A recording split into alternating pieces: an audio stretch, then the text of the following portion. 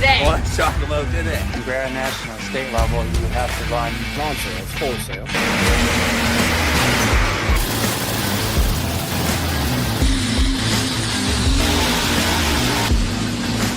Is like 9,000.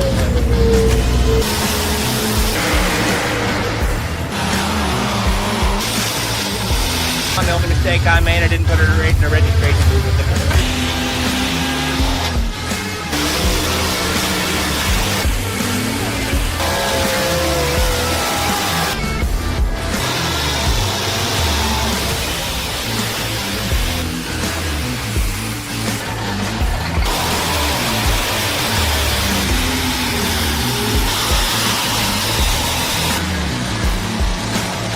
Just this ever-evolving story.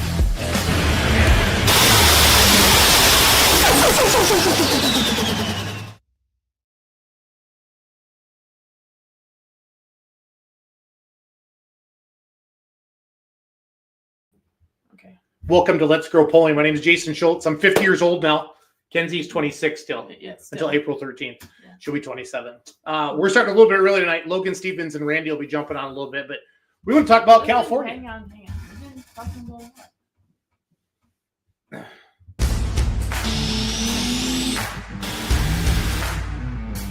Today.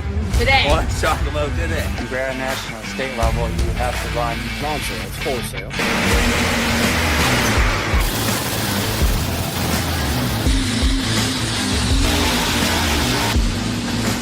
Is like 9,000.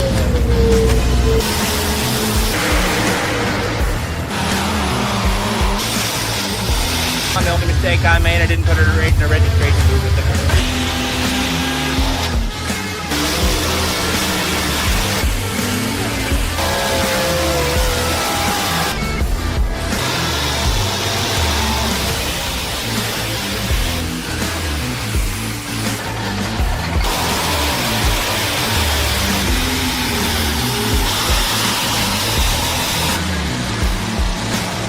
Just this ever-evolving story.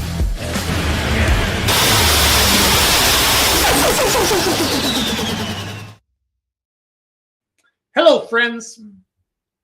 Welcome Hi, back, guys. Kenzie. We're back from California. Starting a little bit early tonight just because we want to talk about California.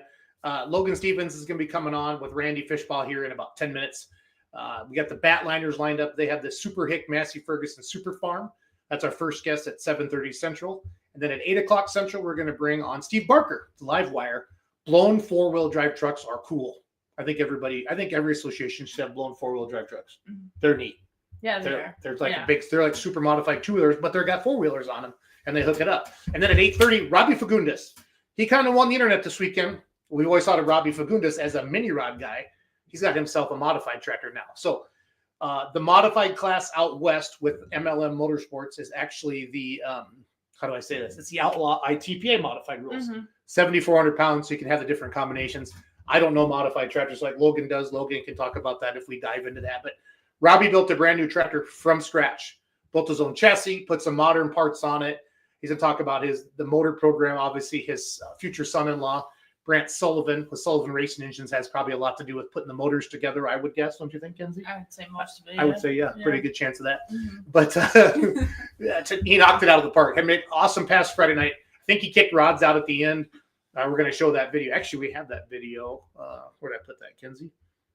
Here, we'll show his Friday night run right now. Let's see here. So this is what we got going on tonight. Here's his Friday night run. And right out the end, yeah, 340 and 24, and it's raining dirt.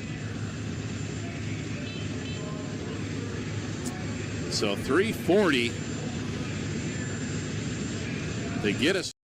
I'll show you. I had to cut it. So that was the fuel there, or fuel or oil on the ground there. And then here is his run. Here's the actual run from Friday night. 400-pound modified class. The Central California Minis. You see it on there, the modified edition. Beautiful looking tractor here. Robbie Fagundes. As we have got 7 of these mods to run tonight.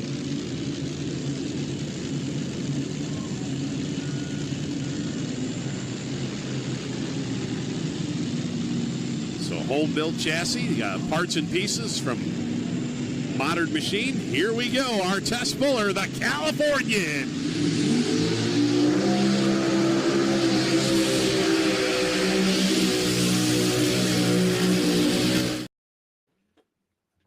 So that was his Friday night run there, and a good look called the Californian. Okay, Robbie really ran the mini rods before. So again, just starting a little bit early tonight, talk about MLM Motorsports Golden State Invitational. Kenzie and I were out there. Dan Mayer. Hopefully you guys got to watch it on Full Pull Live. We're going to start our regular podcast about 5 minutes. Got David and Joe Batliner coming on. They had their Super Hick Massey Ferguson on display at the FFA National Convention, and that's where Logan met him. And I know I've talked to one of the Batliners before, probably at Louisville or some different pulls in the South. So excited to have you on with us tonight. It's going to be a big show. We're going to go super farming right away, and then we're going to go blown four-wheel drive trucks at 8 o'clock Central, and then we're going to finish up with Robbie Fagundes tonight. So we got 3 great guests for you tonight. As always, we want you to type in the comments and stuff like that. So this is Full Pull Live. These would be the opening ceremonies, right, Kenzie? I think we're looking for the American flag right now. Yeah, that's what we're doing. So that's good. So there's Steve Barker's truck that Kenzie's put up his screen. He's going to be our guest at 8 o'clock. So we're going to have the Batliners on first. But the Gold State Invitational truck and tractor pulling is very well alive in the state of California. Yes, diesel trucks as well, and diesel tractors. They had 7 super farms Yes. pulling Friday night, Saturday night, and we had 13 3.0 diesel trucks. The Jenny light truck is now called the Pipe Dream, and it had it's brought by Brandon Smith, and he won Friday night and Saturday night. But the competition I've seen, Kenzie, from me going out my first year till now, and you've been out there now last 3 years. Last 3, yeah. That show that we saw Friday night and Saturday night in Madera, California with MLM Motorsports. You could take anywhere in the country and put it into an NTPA show or an outlaw show or a PPL show, and nobody would be sad. No. Nobody would be disappointed. That was good stuff. They have 13 classes. They're entry-level classes out there. They have a work stock diesel truck class, which is like a 2.5 turbo or something like that. But those put on a good show. And then like their gas trucks, they have like a class called Country Modifieds. And that was another class out there that was pretty neat. I think Dan would know, 485 cubic inch. I don't know. Maybe somebody's watching that can let us know. But that's how all that goes down. And then we saw the big Jeremy Carrera with what do they call theirs? Get Her Done, the mod, the Get Her Done modified. He had over 425 feet on Friday night. So a lot of fun there. So we're going to start here in a little bit. We'll bring Logan on. We'll have him introduce his guest. Randy's going to be a few minutes late tonight. He had a what did he have? A town board meeting or something like that, Kenzie? I have no idea. I think Randy. Oh yeah, Logan would know. So let's bring Logan on. Anyway, shout out to the Mercedes. What a show! It was a lot of fun. California is really awesome. Gas prices are high out there, but it was a lot of fun. Logan, I need you to unmute yourself there, buddy. Hello. What's going on, boss? Oh, just another day in paradise. You know how we roll out here in Kansas. Yeah, exactly. I don't know how much of the United States is under this right now, but I was told by my good friend coming on here, Randy, that he's got some snow on the ground up there. We have snow on the ground in Wisconsin. Yes. Goodness, that's too early for me. It definitely is. Well, we went from 75 degrees on an airplane in the morning to walking into Madison. So, and I want to talk about air travel real quick before we bring the Batliners on. Okay. So if a stewardess tells you to take your headphones off and listen so they can do the exit row thing, take your damn headphones off and do it. We watched on our flight from Fresno to Dallas, we watched a guy just keep his hood up, and the stewardess was actually going to remove him from the seat. Right? Yeah. And then when you fly, you're on an airplane, right? Yeah. I sat next to an absolutely mentally ill person with purple hair, and it was blue and green. It was blue and green. It looked purple to me. She actually yelled at the guy behind us because when he got up to get out of his seat, Logan, to go over and let his wife out to go to the bathroom, he kind of, he bumped her seat, right? You cannot not bump a seat, right? Yeah. Then I opened my Snapchat, and Kenzie's sister, Kelly, had sent me a video and singing me happy birthday, and I had accidentally had my sound on, and she looked at me and went like this. So after she yelled at that guy, I said, "Ma'am, you need to relax." And she told me at the top of her lungs, "You need to shut the F up." And I went, "Well, already then." Because we were already in the air, and I did not want to be greeted by the police when we landed. I just kind of said, "You need to go away." And so the stewardess came up, and we chatted about it a little bit. I was super professional. He was. I never swore once. Nope. Never swore once. And she just, I want my own space, stay out of my space. And everybody's, I'm like, you're on an airplane. I go, you need to fly private then. You need to fly private then. But she was a very, very, very unhappy woman. And I feel sorry for anybody that she has to run into. I hoped, my plan was to catch her outside of the airplane, you know, when we got off. But man, she got off and she boogied because I wanted to have a chat with her about Jesus and everybody because I was going to. So I did talk to the gentleman that also she yelled at. And he was like, you know, he was an older guy. And he was like, I've never been talked to like that in my whole life, especially on an airplane. So people, I know the world's not that crazy, is it? Well, apparently it is. I mean, if you're that unhappy, go somewhere else. I don't know. That was wild. So, Logan, have you flown a lot? I haven't flown too much. I've been just in and out, mostly school-related stuff. Yep. Not outside of that, nothing really. Yep. Flown into DC, flown into Atlanta. That's all I got. Needing to change that, I suppose. Broaden the horizons with some tractor pulling, but we'll work on that, Logan, for you. But hey, Chris, how are you tonight? Yeah, well, and thank you for all the birthday wishes. I'm 50, and that's the first birthday. I'm like, oh man, I'm getting old, and everybody's picking on me. And we stayed up super late with our friends in California. And when you go to bed at 3:30, Logan, in California, it's actually 5:30 at your house in Wisconsin. So it was it was kind of fun. Yeah. But hung out with the Cal Poly kids, and it was a fun weekend, Logan. A fun weekend. Looks like you guys had a blast out there. That's for sure. Yeah, we're showing our live stream on Full Pull Live right now. That's the work stock diesel truck class. I think they start off with work stock on one track and the country mods. No. Light mods. 6,000 super stocks. Yeah, they have 3 different gas truck classes out there. So, but I'm telling you, people, the California pulling scene is alive and it's good. And they're buying stuff from the east and they're taking it out west. And the guys that haven't upgraded in a while, well, they're finding out what it's all about. And then that nobody likes to be 20 or 30 feet back. So Chris says, I got 7 years on you. One more quick announcement. We're doing a feature week on Full Pull socials starting next Monday. Each week we're going to have a class and we're going to highlight it and talk about it. Everything about it that week's going to be about it.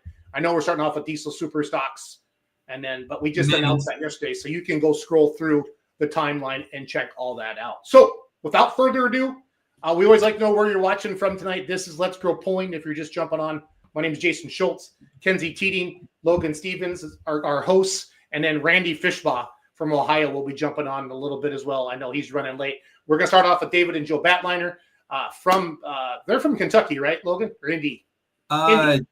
Indy. Dan Mayer said they live close to Dan Mayer. Yeah. So.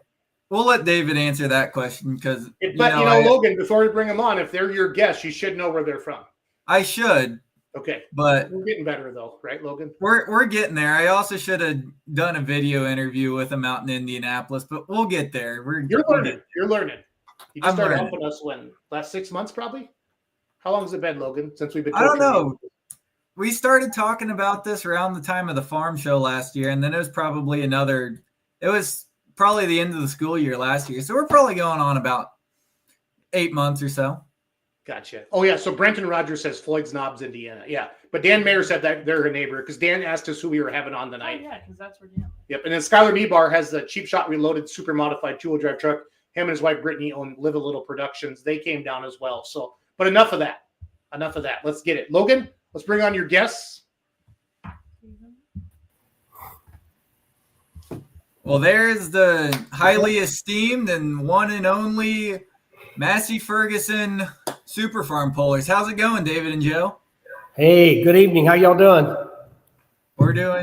I'm doing great. I think Jason's a little jet lagged to stuff, but no, it's great seeing you guys. It was a pleasure seeing you out there at the FFA. Logan, stop. Check out that setup. That's like the most professional backdrop I've ever seen on our podcast. Holy cow. Hey, only the best. Only the best. I love it. No, seriously. That is sharp, you guys. That is sharp. So, all right, Logan, I'll shut up. Back to you. Okay. Yeah. Real quick, Kinsey or Jason, could you text Randy the link? Okay. Now that we got the business side taken care of, what a phenomenal vehicle you guys got there. Let's just kind of jump right into it. For those who don't know, we can definitely tell that you guys are big Massey Ferguson guys. What kind of started you down the route of a Massey Ferguson? Well, I'm gonna let Joe answer that question because he's the one that kind of got it a little bit started with us.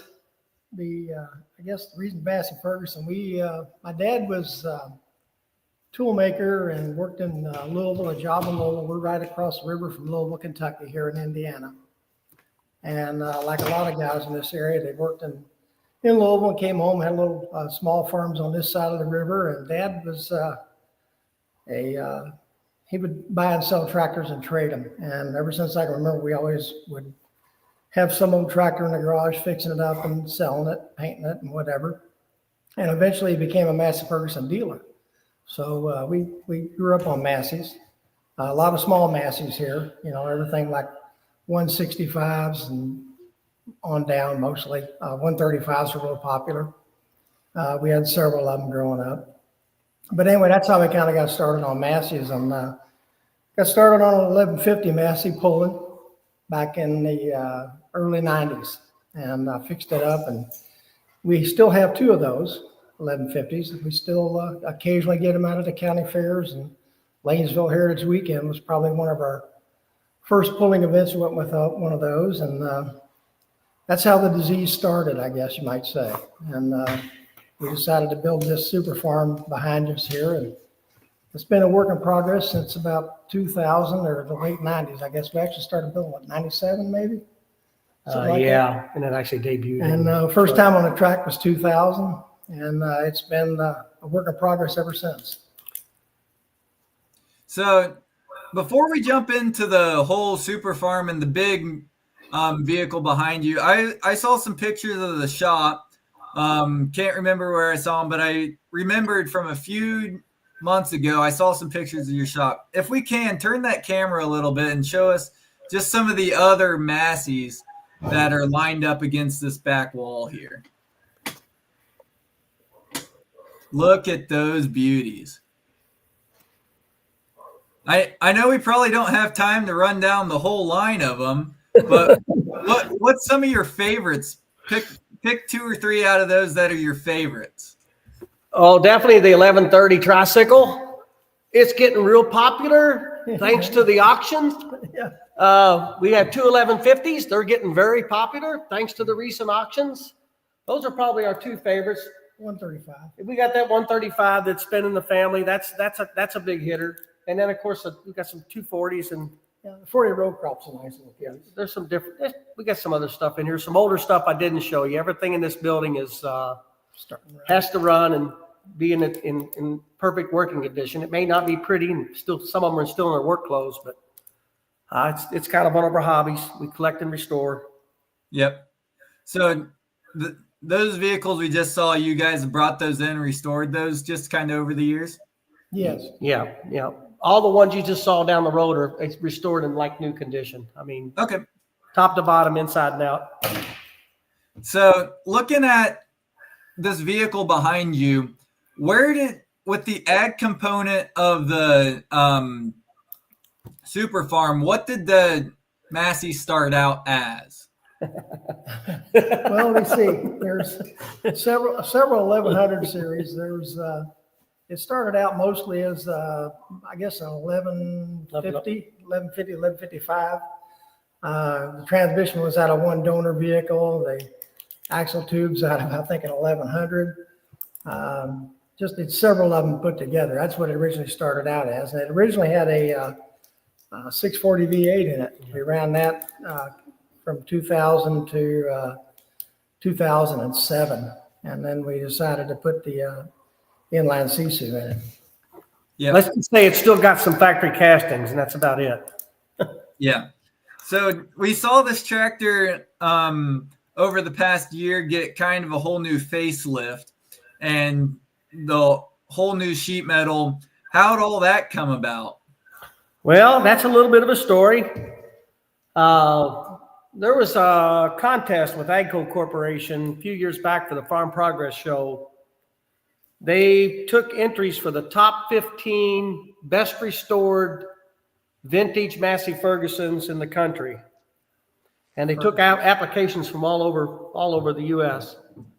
And I entered 4 of them just for the hell of it, and I ended up getting 3 of them taken in.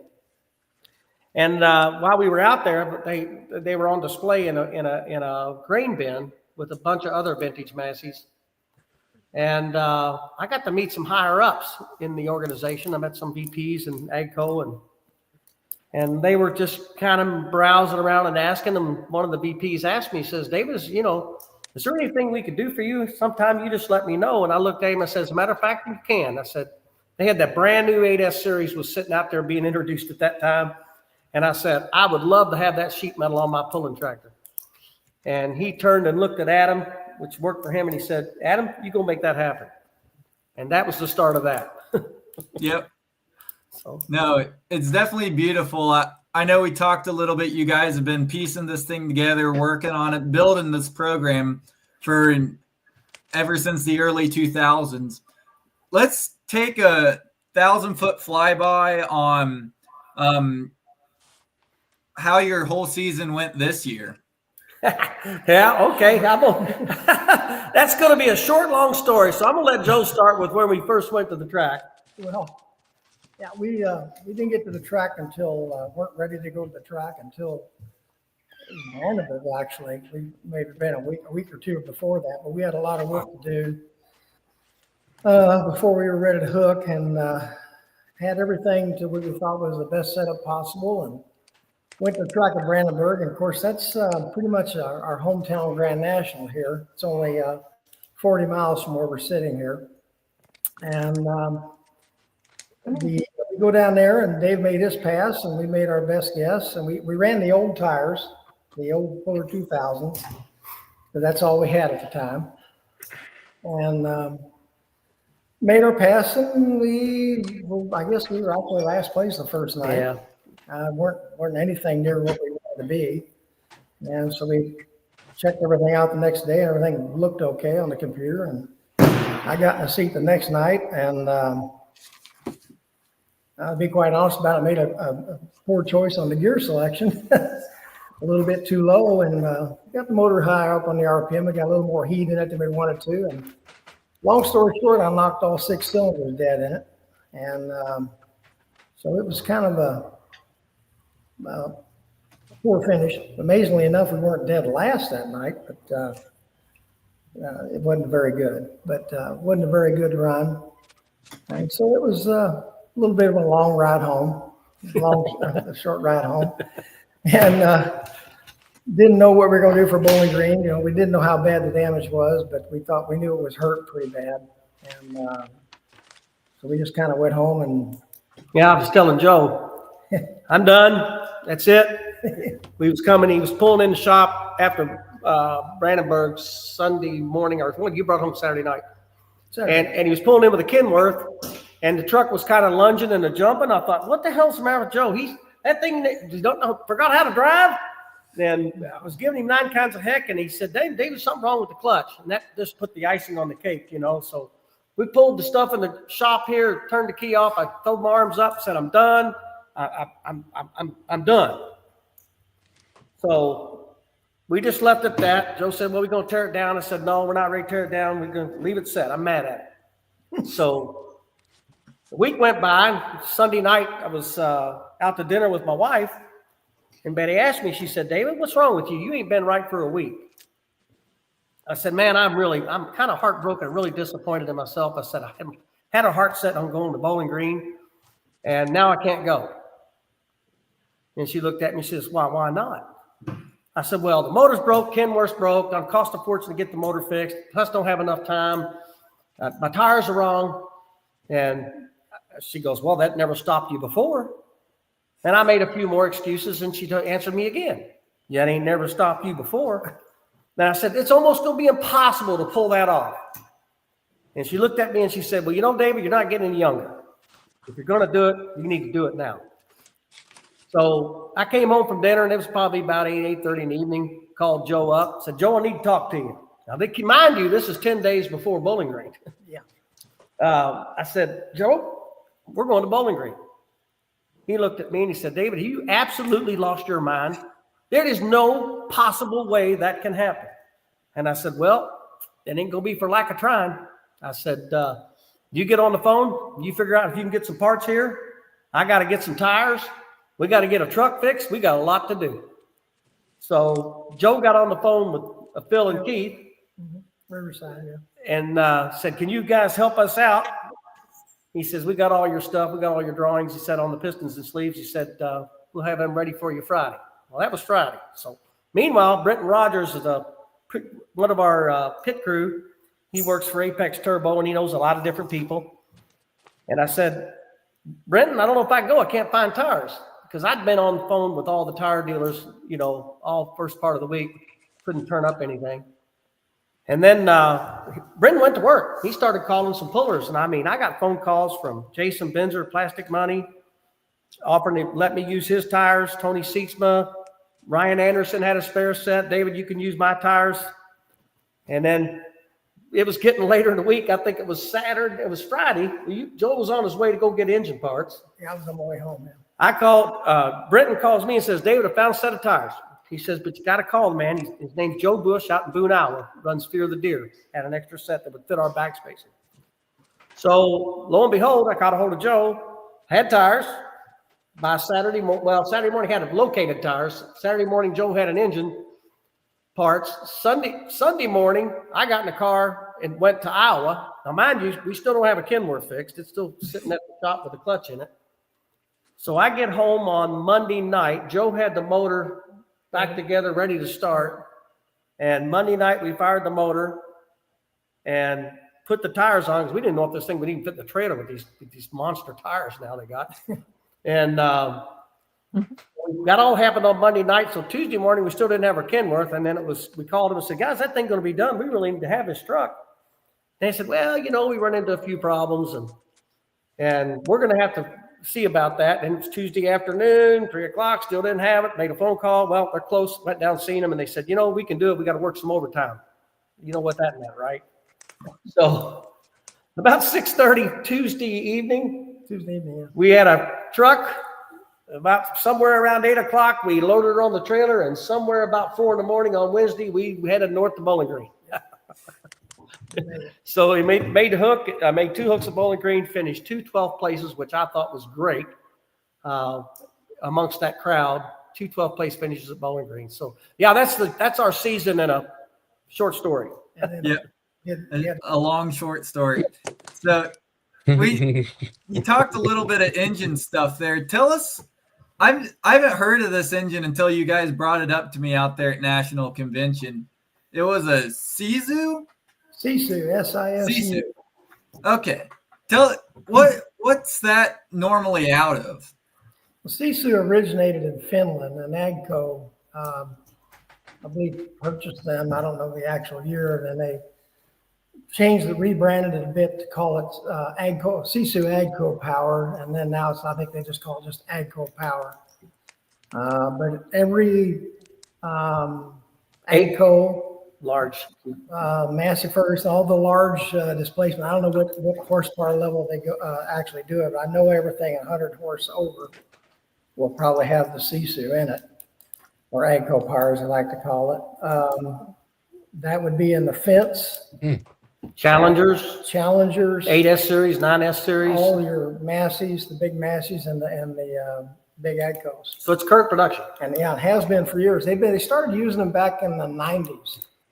I think the 8160s came out in 96, and they had a Sisu 7.4 in them.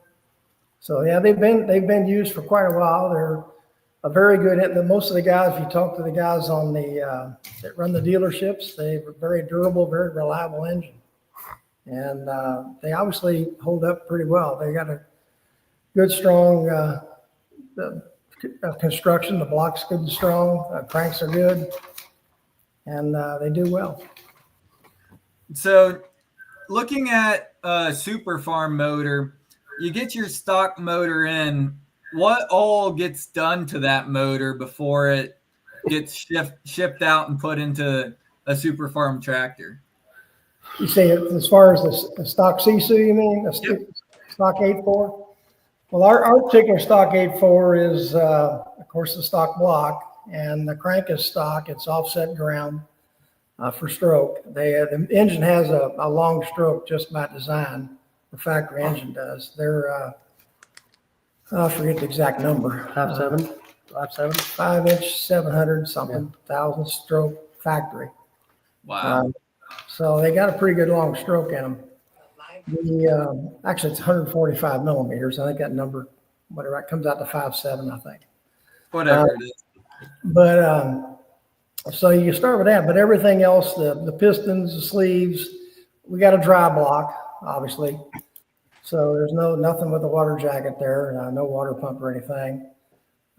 Big valves in the heads, a lot of flow work done on them. Of course, billet injectors, pump, turbo, just like everybody else. But basically, the only real stock pieces in there would be the crankshaft and the block. And the timing gears, the front timing case. Yep. So I know we talked a little bit there at the convention. Any plans moving forward, staying with the super farm, or what's kind of your plans for next year and then the future on past that, staying in the class, moving up? Well, right now, our plan is to stay in the class. I know there's a lot of controversy out there with the NTPA saying whether they're going to keep it or not. I think there's some issues there with the reasons they may or may not keep it. But right now, that's our current plan, because to switch, we would have to, that's a whole nother level. I mean, we'd have to start over. I mean, people think just bolting the turbocharger on is going to get the job done, and that's not happening. No, it would be a new engine program entirely. So right now, that's our current plan. No big change. Let's see what this Grand National schedule looks like. If it looks like it's something we can do, we might be doing that. Okay. Yeah. I know my dad asked this question after I got done with you. He goes, how fast can that thing plow a field? First of all, I don't think it can plow a field. No. So I was going back through all my stuff and it hit me. I've only seen one other AGCO vehicle, and it's right out of the home state that I call here home. Let's see how many people recognize this old girl.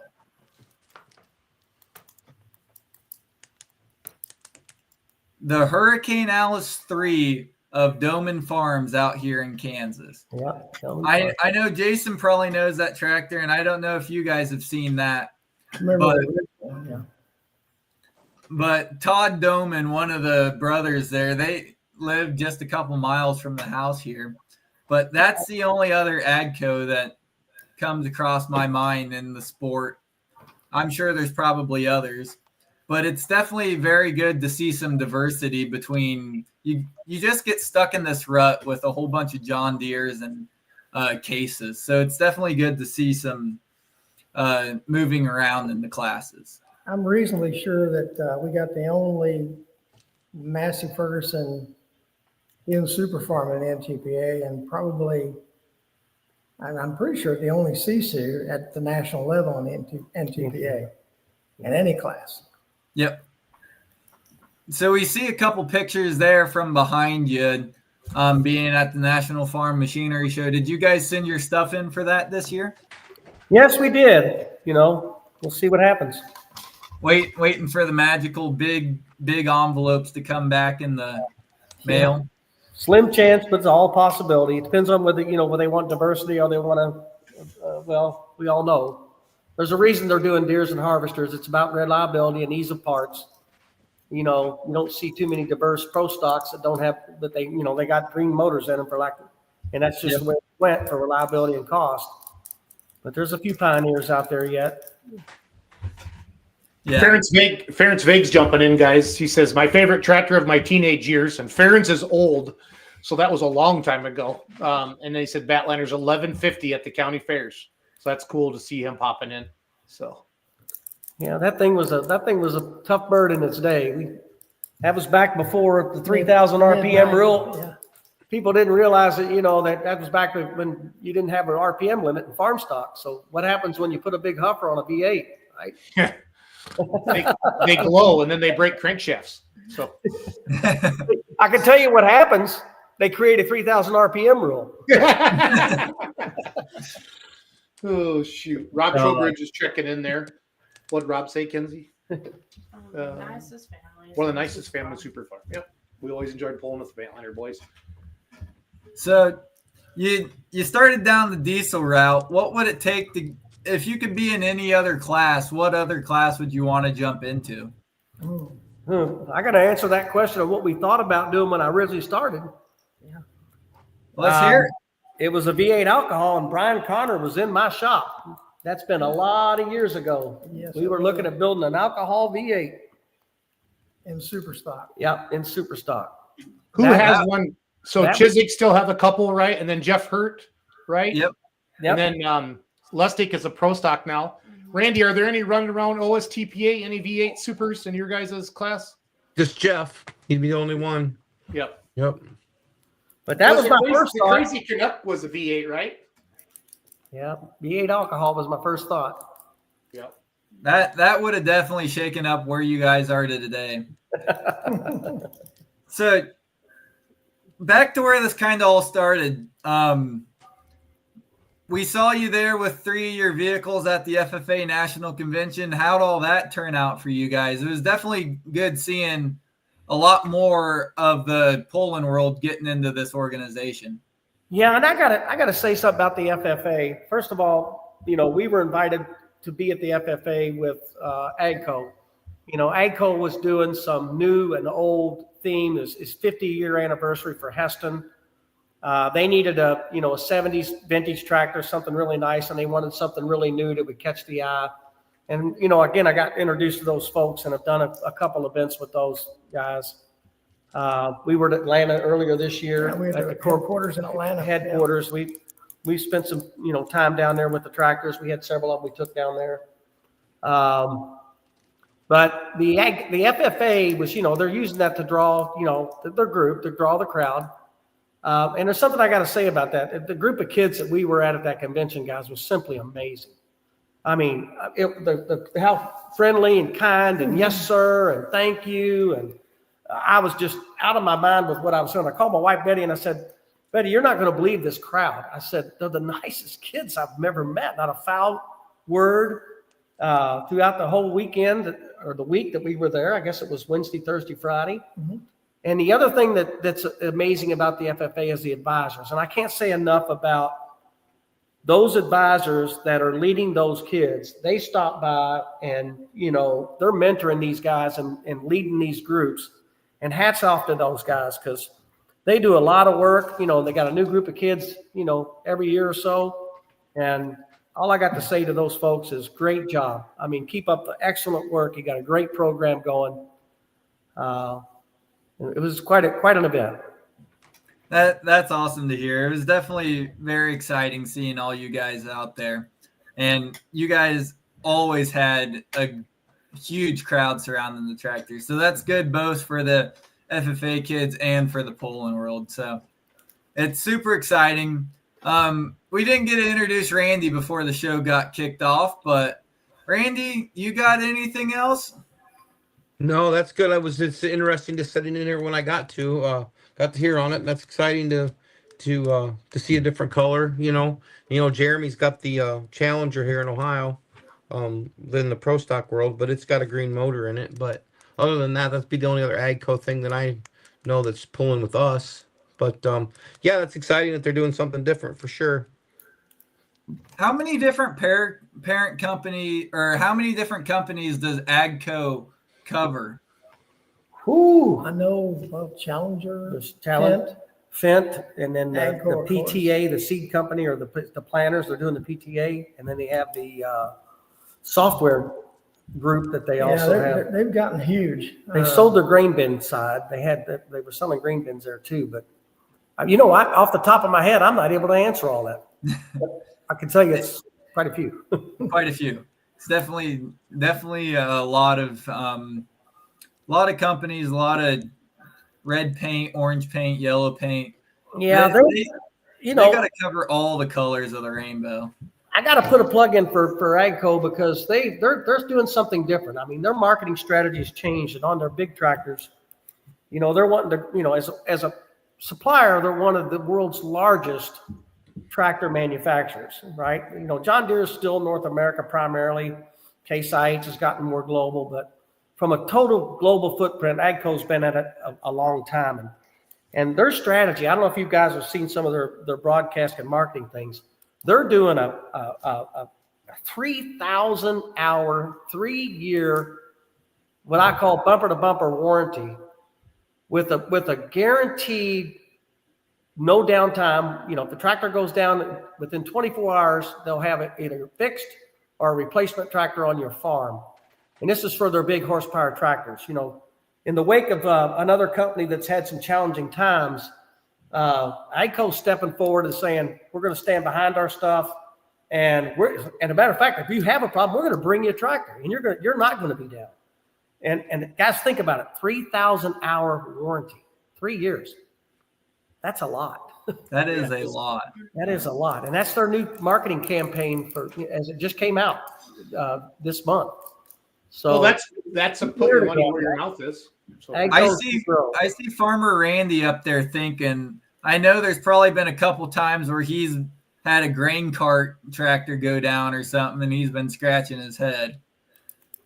Oh yeah, a time or two. They always tell me, they tell me, don't try a Fendt tractor until you're ready to buy one. So they claim that they're really good. Yeah, so I know that's a pretty big push in our neighborhood right now. That's for sure. Yeah, Joe got to drive one of those big monsters. Actually, it was a scene. The AGCO had to drop the equipment, and guys, this is downtown Indy on game day for the Indianapolis Colts. So we're at 8 o'clock in the morning driving this huge Fendt track tractor and then this other giant 4-wheel drive tractor through the streets of downtown Indy, getting to the convention center because they couldn't drop them off into the convention center because wasn't the place big enough. So it was quite amazing. You talk about turning some heads. I mean, because it was taking up 2 lanes in the street. It was an absolute blast. Yeah, some of the tailgaters were kind of like, what in the world? That's awesome to hear. So, David, Joe, this has been a blast. Who would you like to thank? And let's kind of get this all wrapped up here. I appreciate this has been an awesome interview we've had here.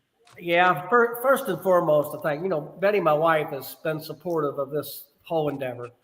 And my mom and dad, they created the disease that they gave us. And then especially, Joe here, he does. I mean, if you would have seen how much work he had done. Of course, he's retired now, but I think he's working harder now that he's retired, working on this tractor. Not sure how that works. But not sure how the retired comes into that. These guys that came together with us, Brenton Rogers at Apex Turbo, he's been on our crew back in several years back. We pulled him before he went to work when he was in high school. He spent some time with us and still is. Great helper. Chris Lewis, Richard Shirley, these guys work with us. My welder, my handyman helper, Odyssey Machine, Eric Kuiper, of course, Phil and Keith at Riverside, and Ryan and Pat up at Salamine Performance. Those guys have been awesome. I also need to mention, AGCO, they've been a great help. I mean, with helping us with the sheet metal and some other things.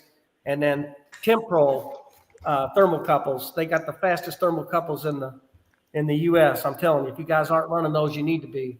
They are Joe, they made a believer out of Joe, so that says something. That says something. They also notice it on the dyno too. And you can see it. You can notice it on the dyno. You can talk to the dyno operators and saying, "Oh my gosh, talk about fast response." You're getting the real deal there. So that's awesome. Well, Randy, Thanks, Jason, Joe. Thank you guys. Yeah, Absolutely. Thanks for coming on tonight, guys. This is great. This has been awesome.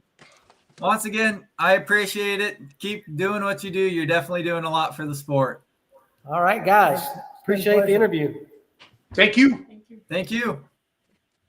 There you go, folks. Mr. David and Joe Batliner. Super Hick Super Farm tractor. What a beautiful looking tractor. It looks even better when you're standing right up there next to it. So they're definitely going to be a strong force to watch in this coming season. This next guy, I've talked to Joe before. I don't know if I've talked to Dave before. I think I probably have over the years.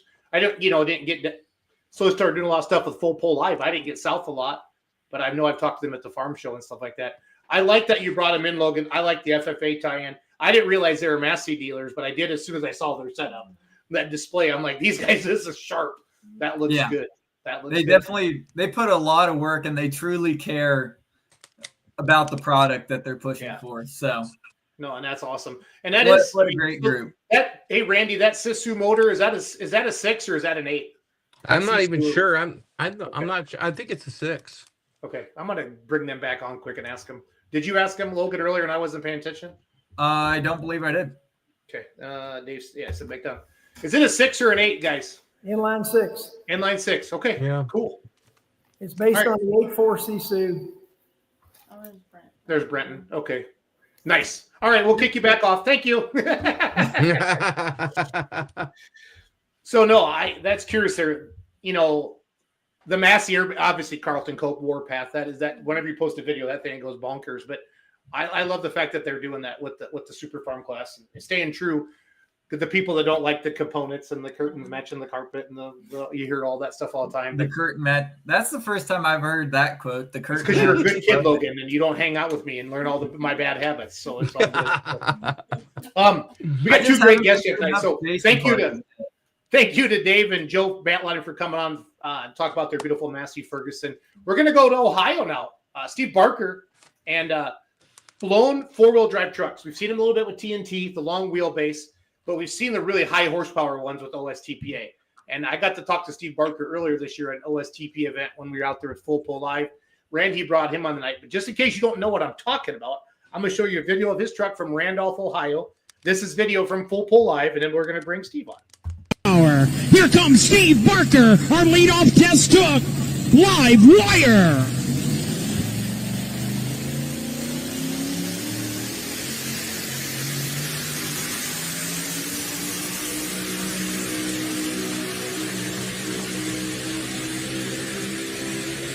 Yeah, what a run.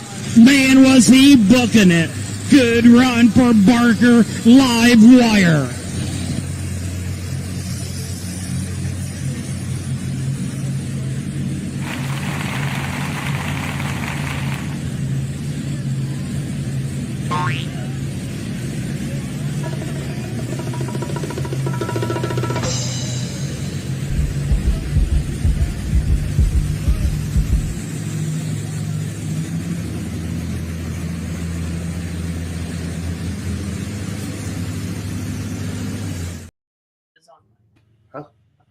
You want me to bring Scott? I can bring Steve Yeah, on? just bring You Steve trust me? on. I do. I thought you were running the show tonight. Well, you've taken over. I just wanted to show a video. Why are you doing this right on a live podcast, Kenzie?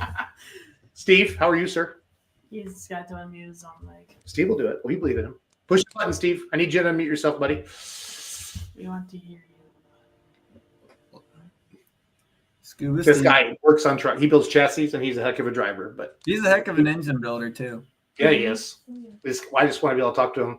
You got to unmute yourself, Steve. Whatever we did earlier. Sorry, buddy. He's like, I hate technology. Oh, How about now? Hey, Steve Barker, everybody. Barker. We got new sound effects, everybody. Listen, I got it, Kenzie. Listen. got it. Better, Steve Barker, everybody. better Steve Barker. Good live wire. trucks than I Steve, am. how are you, buddy? How are you, Steve? I'm good. I love super modified four-wheel drive trucks. They are so cool, and I want you to tell us about them. So go, Randy. This is your guest. You know Steve better than the rest of us. Oh, I just want to congratulate you on your points championship, and then Scuba won the end of the year with the first year for the finale in Ohio. So the live wire was definitely on a rail this year for sure, and it was fun to be with him this summer. So how many points championships is that, Scuba?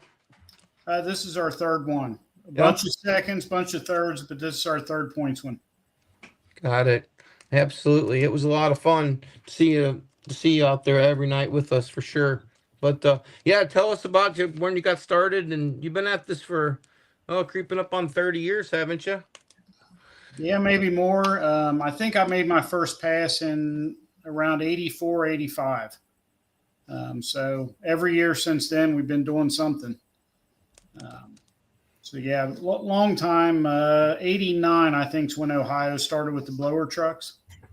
And then we started pretty hard in 92. Us and Dave Pierce, same year we started in 92. Dave's got the Stormer, right? Yeah. Yep. Him Stormer. and his son promote. Mount Gilead. Yep. don't remember that. Yep, Yeah. Morrow County Fair. Yep. And you build a lot of the chassis for the blown four-wheel drives in Ohio too, right? We've done a bunch of them. Probably, I think we're probably better than 50 trucks we've built now, like nationwide, and got a lot of them in our class. For sure. Wow. For sure. Yeah, and you got you used to have you were Chevy powered right up until just a few years ago, right? And then you switched over to Atom Power. Yeah, we've got a Minor Brothers in there now. I think we just pushed the Chevy stuff as hard as we could, and it was just time to make a change. Yep. Yeah. Talking a Chevy guy there. Long time ago, many days ago, that good old dad picked up a motor that came out of Steve's shop there. It's currently the top motor on our triple engine there, but it came from Petro's out there, and we probably had that motor for 15 years, but that old sucker's still kicking. So a testament to your guys' engine shop out there. You guys definitely know how to build good power in the Chevy platforms. Yeah, we worked at that for a long time. We had pretty good success with it, but we were kind of at the point where a lot of my Chevy stuff was getting wore out, and it was either replace it all or step up to something else. And we made that move to that Minor, and it was a good move. That's a really good platform. You definitely learn that the Hemi and Arius-based platforms are easier to work on than the Chevys. Absolutely, yeah. I mean, that one you can get the heads off of it without even taking the blower or manifold off. We hope we don't have to do that very much, but if you need to, you can do it. And, makes it a lot easier. Yeah, and then guys we run with, Kenny Lucas, Carl Odell, Petros are close. So I knew they ran a lot of that stuff, and if we need parts, them guys are good enough to help me out. I mean, we had a broken crank last spring I didn't know about, and Kenny had a couple up there that they had really got in for their two-wheel drive. Didn't run it much this year, so I was able to steal one of his cranks till we could replace it. So worked out. Yeah. Very good. So how did you and Randy meet? And then I'll let Randy run the rest of this interview, but just along your travels, where did you guys cross paths? Definitely at Ohio State pulling. I don't know how many years Randy's been just tirelessly working with our organization. He brings a bunch to it. They just so I don't even know what year was it, Randy, how long have you been with Ohio State? I don't remember. We were the promoters up there at Norwalk for about 26, 27, 28 years, something like that. We did that, and then I don't even know. We just decided to go pulling, and then Susie and I just kept going, and then I don't know how you really can really say where anybody ever really nail it right down to where we met, just going pulling, I guess. So, yeah. And we've always had the blower trucks when we were in Norwalk, and for Logan, he understands a long drive, but Steve and Kelly, they got a 4.5 or 5 hour drive every night. They're clear down at the bottom end of the states. Those guys drive a lot for Ohio for sure. Them guys, he and Kenny, they drive the most of anybody probably. So I would guess. I would agree with that. Yeah. Yeah, for sure. Absolutely. That's a lot of fun. We've had a lot of fun together over all the years for sure. And like I say, you guys have been with, how long's Kenny and Carl been at this? They not quite as long as you and Pierce, but they've been at it quite a while, right? Yeah, I think we started in 92, and I want to say Kenny and Carl got going, could be wrong here, but about 96 or 7 maybe. Yeah. And they've been at it a long time too. Yeah, and you built the fantasy truck as well. Fantasy and Dirt Donkey, yep. Yep. These are our chassis. Yeah, got it. Understood. Yeah. Didn't you end up behind the wheel of one of those at one point in time, Randy? Well, I've been behind the wheel of everybody's truck getting towed to the pits. I've even set in the live wire a time or two, but not doing anything. But yeah, Kenny and Carl let me drive the donkey a few years back when they were working on the two-wheeler. So yeah, it's I always told Dawn that I didn't want to ever go pulling until I was scared to back up, and those guys always told me just to go do it. So I did. Wellington, Ohio was my first event driving the donkey. So, but backing up, That's so the ironic part about pulling is backing up's harder than the going straight down the track most of the time. yeah, like Steve's truck and the donkey, they pop a pretty big wheelie when you put them in reverse. So, not near as bad as the fantasy, but they that thing stands right up just about, I think. So, for sure, that's it's a lot of fun for sure going with you guys. But what where's your where's that God Almighty event that you've always wanted to win at, Scuba, and you could never quite pull it off? Or but I know you've been out there a lot of years. Maybe there isn't one. Maybe you've won everywhere. But is there one place you've always wanted to win? I think we've checked most of them off. If you just go enough years, eventually you're going to get lucky and hit them all. I mean, we've been back when we did Bowling Green, our class, we've won that a couple times. Ohio State Fair, we've won Toma a couple times. Man, I have to go back here a few years. And I think all the big ones in Ohio, we've probably won at least once. And he showed a video of Randolph there. For some reason, we do really good there. We've won Randolph a bunch. I think we just do good on that track. But yeah, Sorry. It's all right. How many blower trucks are out there in Ohio, and how many are still left across the United States? Not like there used to be. I mean, we probably, if everybody showed up, what do you think, Randy? We probably 12 of us. I would say so. I think we had a 9 average for the year. So I'd say there's probably 12 or 13. I'd say Steve's real close on that number of what's left here in Ohio. Yeah, for sure. When we started, we would average about 21, 22 trucks a night. Absolutely. And, we had a bunch of them. And then there were a lot of them down south. Steve Foster, who does two-wheel drives now with his son, Steve and Larry Douth, that used to come up and run with us. Randy McConnell would come up and run with us. And then we would go down there, run. At one time, Lexington, Alabama was a Grand National pool, and they had our class there. Been down there several times. And Hazel Green, Alabama, going back a long time. We pulled there. But they've thinned out. I mean, a lot of the trucks down south that used to be short, some of the guys have stretched them out, run that TNT or KTPA now. The class down Tennessee, Alabama, Kentucky, they sort of gotten a little bit of a riff, and they divided up, and then it really kind of killed their class, killed their numbers. So Ohio is about the only real strong supermod state left. And those guys down south, they stretched them out a lot longer wheelbase than the live wire, right, Steve?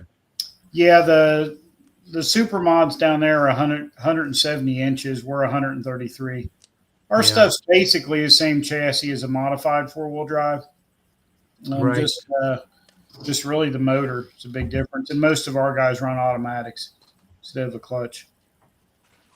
I know a couple guys said a couple things. We'll get to that in a second. Let's catch up on a couple of these comments. How'd you do at the Enderley back when they had your class? We've won the Enderley twice. I don't remember how many times we pulled there, but I've got 2 old yellow-looking checks hanging up on my wall out there in the shop. It's been there a long time. So yeah, we've won that one twice. How about the first reverse wheelie in your class? We see that's become not necessarily a big thing, but a popular thing out there. When did that first start coming about? Man, I don't know. I guess when, guys really started getting their trucks built light, and, if you got your idle set up high and you kind of, pop it in reverse, they're light enough, they stand right up. So yeah, I mean, it's funny how big of a deal. You see a lot of videos of us backing up. Many of us, many videos of us backing up there is going forward out there. Yeah. For sure. I think I saw an interview It was probably 5 years ago, but it was with Shane Kellogg in the Trump truck, where he was just picking it up by the wheelie bars and moving it around. How heavy are those on the back end? The diesel trucks are quite a bit heavier. I mean, they've got some light ones now. I mean, they've come a long way with getting their chassis lightened up and bodies and stuff, but those trucks are still quite a bit heavier than we are in the back, just the length of them and stuff. The leverage factor of being short 60 inches out and being long 60 inches out on the box. So our class is probably definitely about the lightest. I mean, on the back being 6,500 pounds, makes a big difference too. Yeah, you can pick them up, Logan, like the live wire in the fantasy. You can pick them up and just scoot them right, pick the back tires right off the ground and just move them left or right without any trouble at all. For sure. Yeah, we had a few weeks ago, we had Kellogg on here, and remember he told us that that's where he learned to drive, watching the blown four-wheel drives in Ohio, didn't he? So, and even Van said that when they all pulled together. So Yeah, that was, for sure. Yeah, we actually one of the first trucks that Shane had, the Gotta Have It truck, we built that chassis out here. And he did a lot of whipping with that truck here in Ohio when he ran that. He had good success. He's probably sold us a lot of diesel chassis with that truck. Him and Eric Stacy. Yeah, for sure. Yeah. What was your most memorable win this year, Scuba? Really, probably the Coshocton win. There at the end, that top 5 deal to top it off. Mm-hmm. It was just kind of like a real explanation mark on the season. Just good to win it. Kelly and I mean, it was just her and I this all summer. She's been my crew chief really the last 2 summers.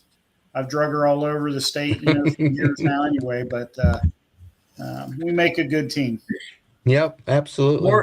Morgan Schultz just sent me this on Facebook. Look at these 4-wheel drive trucks. It's Morgan Schulte, Logan. Is it Schulte? Yep. They have the Binder Express Super Farm. So it's one or the other. It is. I know them well. Me. I know. I'm just correcting you. It's all good.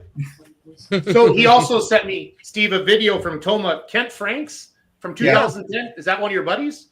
Yeah, Kent and I we went to school together, and we built the first live wire together, and then we used to alternate drive, and he was a big part of our team. And Kent passed away. He was a couple years younger than me, and he passed away suddenly in July of 2017 with a heart attack. So that Morgan said that's 2010 from NTPA.TV. So yeah, Kent was a heck of a driver too. Brings back a lot of good memories there, Kent. That was a tough year when he passed away. I bet. That sucks. Here's a video of your run at Toma. I think Kent was in the seat. I'm gonna play this quick, guys. Okay. We have a little sampling of them, and here is Kent Franks. He's out of Owensville, Ohio, with a live wire. It's a 1957 Chevy with a supercharged engine. Kent has been competing for 15 seasons, and he is a teammate of Steve Barker, who actually owns this truck. Barker makes chassis for many of these competitors, and Franks and Barker won a previous Grand National Championship a few years ago. As a strong truck to be our test puller here in Toma, Wisconsin.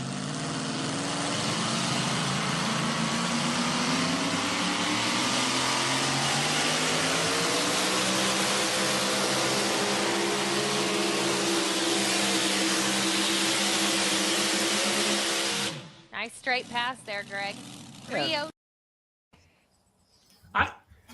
Steve, I told you I interviewed you at Randy's poll. That class is awesome. Why is it not? Where did it go? Like, what happened? Like, did it the carburetor? Because I want to know. I don't care if you piss somebody off. I want to know. I was going to ask you if you wanted the kind answer. No, this is a podcast where we try to educate fans. I want the truth. I don't care. All right. If somebody doesn't like it, they can call me and yell at me. So. Here's how it went down when Ohio split and went with Pro Pulling League or Lucas Oil deal, whatever it was back then. and we kind of split off of NTPA. And at that time, NTPA had most all the pools in Ohio were like the ones that weren't Grand Nationals were regionals. Okay. So when we split, some NTPA higher ups kind of came to our class individually and asked if they would keep our class on. If basically a lot of the counties wanted the Supermod 4-wheel drives. So, we went this Lucas Oil deal. They wanted to kind of keep promise these fairs that they would get the 4-wheel drives if they would go to an NTPA region hook. And our class sort of stood together and said, no, we wouldn't pull the region stuff. So we were actually on the schedule that year that happened for Bowling Green. And when we all sort of said, no, we're sticking with our Ohio stuff. And then they pulled our class out. So it was a way to punish us. They couldn't punish any other classes. You couldn't get rid of the 2-wheelers. You can't get rid of the super stocks, the mods, but they could get rid of us. And that's, it's just kind of like you guys ain't going to go and stand with, run the region stuff. We're pulling you out of Bowling Green. So that's really how it happened. I think we're still maybe in their book as a class, but we're just, ever since the split, they just sort of punished us, took us out, which is fine. No, kudos to you guys for sticking together, because if you would have broke apart, you would have ruined the class, because then you would have had 4 or 5 at each group, and then the promoters, after a year or two, they quit booking you, and then it's gone. So at least exactly. And I mean, the NTPA region stuff was going to pay less than our Lucas Oil Ohio State pool. So, yep. And this is just the truth, whether it makes people mad or not. I think it was 2007, we won the NTPA Grand National points, and I got more into the year money to finish 3rd in Ohio than I did to win the Grand National points in NTPA. So, no, that stuff needs to be said. It's what it is. Numbers don't lie. Numbers do not lie. So, I know when Lucas Oil had it, there was some big money chasing it. I mean, we've seen pullers go after the money on the Champions Tour and go back and forth between the 2 big circuits. And that's why we have podcasts, Steve, because these stories have never been told before. And, I mean, it's not like you're demeaning anybody. You're just stating the facts. Yeah, it's not it's not all about the money, but stuff's expensive. And, Lucas, when he got into our deal, we went from NTPA would put $6,500 in our end of the year points fund. And the entry fee was much more to buy their insurance. And the first year Lucas come in, he was putting $80,000 in our Ohio State end of the year points fund. So It's a no-brainer. Yep. Wow. Well, that's a bunch of money. That's real money. And that's way above what you paid in too. Like, I always giggle when I hear somebody say, "Oh, we got so and so much back from so and so," and I'm like, "Yeah, but did you do the math on how much you paid in?" But 80, there's no way you guys paid in 80,000. No. They were, Forrest Lucas at this time. He really liked pulling, and he wanted to help the pullers, and he felt like it was a good venue to get their product's name out there, and he liked it. He put money into it. Yep. No, agreed, 100%. No, I love the story. Thank you for that. And nobody's going to get mad about that, and who cares if they do? So, that's just what it was. I'm just telling, reporting the news, I guess. Nothing wrong with that. Steve, what other classes do you really, just as a pulling fan, that you leave the trailer to go watch at the track with OSTPA, or if you go to a different event? I know you're super busy with OSTPA running points. The mod tractors, the light mods, we do a lot of machine work, cylinder heads for Wayne, Donnie Sullivan, Tim Beatty, and them guys. They're a little south of us. So Wayne's always up here at the shop.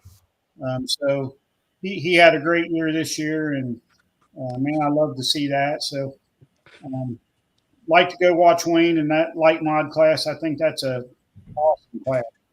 It is. And then I spent the weekend out in California with Donnie and Brant out there. We watched it this weekend. That was good. Yeah, we got it playing right now. Yeah. and then Robbie Fagundes is going to come on in a minute or two once we kick you off, Steve. So it's all good. So, how many hooks did you guys have this year for points, Steve? I think we had 20 22 scheduled. Okay. Or actually maybe 24 because we had 4 rainouts, I think. Okay. We ended up having 20 hooks and 20. 4 rainouts. Yep.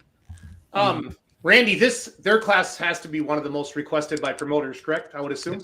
Absolutely, yeah. The blown 4-wheel drives has been a staple to the Ohio State organization for way before me, before me being on the board. But yeah, they've definitely been a staple. A lot of people want them, that's for sure. Chris, what number of hooks in a season is too much for you and your teammate or your classmates? Where do you guys? Because I know, like when I was really involved with Badger State and I was on the board, the pullers would have their meeting and say, we don't want 16 hooks this year, we want 20, and then Greg would go try to build a schedule off of that. Which, if you want to be hated ever, I always said local politics were the worst.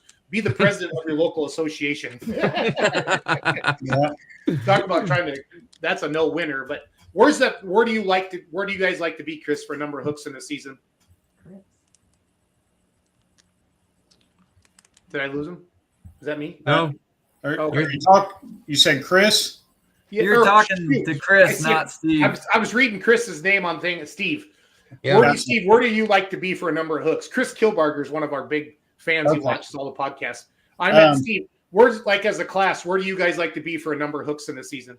I think right now, as long as we've been doing it in that 20, 22, 23 range is plenty for me anymore. When we started in the 92 era, 93, of course, there was only one organization, so NTPA had them all. Yeah. And I think some years we had over 40 hooks in Ohio in one season. Wow. We would leave here, and of course, I was not married, no kids at the time. We would stay in northern Ohio for couple weeks at a time in August because we had, State Fair, Bowling Green. It was nuts. I can't even imagine doing that now. Yeah, for sure. One last question for you, and it's Chris's. Who is your pulling hero, or who did you look up to growing up? You might have mentioned Wayne Sullivan, maybe that's it, but who are some of your mentors, or who are some of the people that made you who you are today, Steve?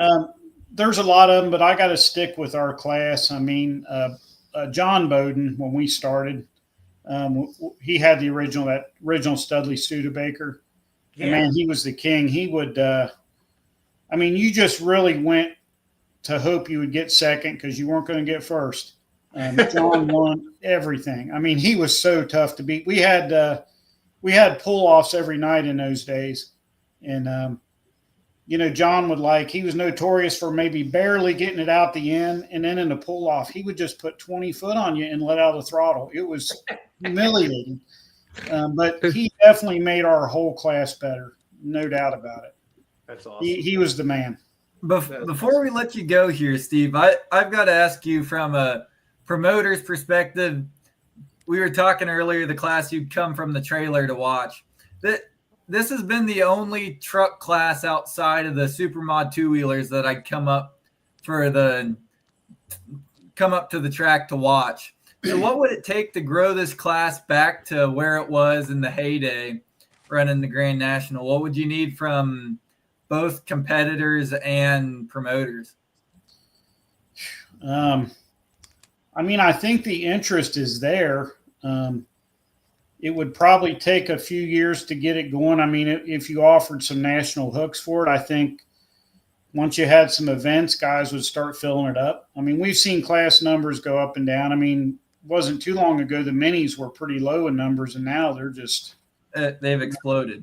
Yeah, they've exploded. So, I would think there'd be some probably modified 4-wheel drive truck guys that would maybe make that jump. I don't know. We'd like to see it. I love the class. I think it's, to me, I like the blower stuff. They're faster, louder. I'd like to, before my pulling career is done, is hop in one of those because that just looks like a fun class to be a part of. It is. It's fun to watch. I didn't see it, Logan, until this year with Full Pull Live, and we got to go out and do some OSTPA stuff, and I love it. I love it. It's fun. But I see a lot of the 4-wheel drive mods all summer long on NTPA Grand National. Yep. And there's nothing wrong with them. But a blower sticking out of the hood, screaming like that, it's just neater. I don't care. They're cool. Yeah, it's a difference between like a pro stock car and a pro mod car. You know, the pro mod cars, people come out to watch them because they're, you know, just the horsepower and the noise and the speed. Yep. Yeah, the single engine mods are cool, but there's nothing like 4 or 5 Hemis strapped to one. So it's kind of the same deal with this. But yeah, that's definitely what hooked me when Dad would drag me around to tractor pulls when I was young and seeing the tractors, you know, when I was little. I think that's really what got me hooked. That's awesome to hear. Randy, what do you got? Anything else? We gotta let Steve go. I'm sorry, guys. No, I just want to tell you congratulations on your points championship, Scuba, and thanks for coming on and talking with us tonight. I really appreciate it. Well, hey, real quick, the scuba thing. You always call him Scuba. Where's that come from, Fishball? That comes from Dawn Odell with the fantasy and the dirt donkey. That's what she always called him, and I just picked up on it. And Scuba Steve, that's what we call him. I think it came from a movie. Man, I don't even know. Yeah, it came from a movie, and there was a guy in there named Scuba Steve. Yep. That was an Adam Sandler movie, wasn't it? It was an Adam Sandler movie, and it got, I don't know if Don started it. There was another guy down here that kind of called me that, local fella, and then she heard it, and it stuck. So I was curious. Awesome. I got stuck. You never know. You got to be careful when you ask Randy where it comes up with his nicknames, because it could be a sober story or we stayed up too late kind of a story with Randy. Yeah, you never know. It's surely not Randy. Steve, thank you for your time. Thank you. Let's Grow Pulling Team, we're going to make 4-wheel drive blower trucks popular again all over the country, okay? All right. We'll see you this summer. Randy, I'll see you at the banquet. Absolutely. Sounds good. Thanks, Steve. Have a great Thanks, evening. Steve. Tell, All right, tell thanks. Kelly we said hello. Will do. So he's coming There it to the is. banquet. He says, Randy, that's coming up here, I suppose. No, that would be our banquet. Oh, Banquet. doggone. Yep. You know, Logan, there's other banquets other than this weekend, just so you know. I know. I get excited. I'm excited for this banquet. I want to finally find out what all the rumors are going to be about with Pro Oh Pulling. boy, I'm telling you, I'm going to take a notebook this weekend. I'm telling you, there's going to be a lot of stuff. No, it is. If social media should be fired up after this weekend. So Yeah, there's going to be a lot of stuff. I love it. So I there is suppose without Steve's further truck ado- right there, the live wire. I'm telling you guys, those blown 4-wheel drives are cool. I don't care who you are, what you say, and I'm glad that you lined him up tonight, Randy. Thank you. For Yeah, that. those things are a lot of fun. It's just something to start them up, you know, and just I'd say that rear wheelie, that's something too, you know, for sure. They're definitely mean vehicles. Mm-hmm. All right, guys. So, Randy, if I say to you California truck and tractor pull, what's the first thing you say? Think in your mind. How much is the ticket to get there? Okay. That's the first Logan, thing I think say, of. Logan, if I say California truck and tractor pull, what's the first thing that comes to your mind? And be honest. If you say California truck and tractor pulling, it's those California mini guys, the good old Fagundes. No, you're just kissing ass because that's our next guest. No, I'm not. Brant Sullivan and Robbie Fagundes. I got to talk to those boys when they were out here. Got to talk to Robbie when they were out here at Hillsboro. And I'm not just kissing them. But that's what comes to mind out there. No, they're legit. So I just want to go out there. That's what I say. I want to get there. You need to go, and we'll get into that. We're going to go for a while with Robbie. So if you have to take a leak, Randy, go now. I'm good. So I got to meet Robbie through Wyatt Borth, who everybody knows Doug, who I work with on Full Pull. Yeah. His son Wyatt drove one of Robbie's mini rods a little bit when he left him up here this summer. Because these guys just came out of California, I think in late 2000s. I'll let him tell it better, but they won a couple Grand National hooks right out of the gate with them. And all of a sudden, who are these California mini rod guys? And then Robbie one night showed up to my house during the podcast, and I have a Fagundes Motorsports crew shirt, and I should have wore it tonight. But it's made out of that old crappy crew shirt material, guys, and it itches like holy hell. So I won't wear it too long. But the California pulling scene is legit. It is legit. I went out to this Gold State Invitational 4 years ago, and it was good. It was good. But to see the level of vehicles come up, you guys, over the last 3 or 4 years now, the 3.0 diesel trucks in this modified class, and they're running the Outlaw ITPA rules, which is a 7,400 pound, and that's Jesslyn. That's Brant Sullivan's future wife. They have 3 beautiful babies together. And Brant moved out there, and Jesselyn is Robbie's daughter. And it's so fun, you guys. I had such a good time this past weekend. It was nice, though, Randy. Logan, we went out a day early. We went out Wednesday. And then Thursday, we went to Pebble Beach and checked out California. And it's not I always say this, but it's not the California you see on the news. It's not all the crazy people in LA and San Francisco.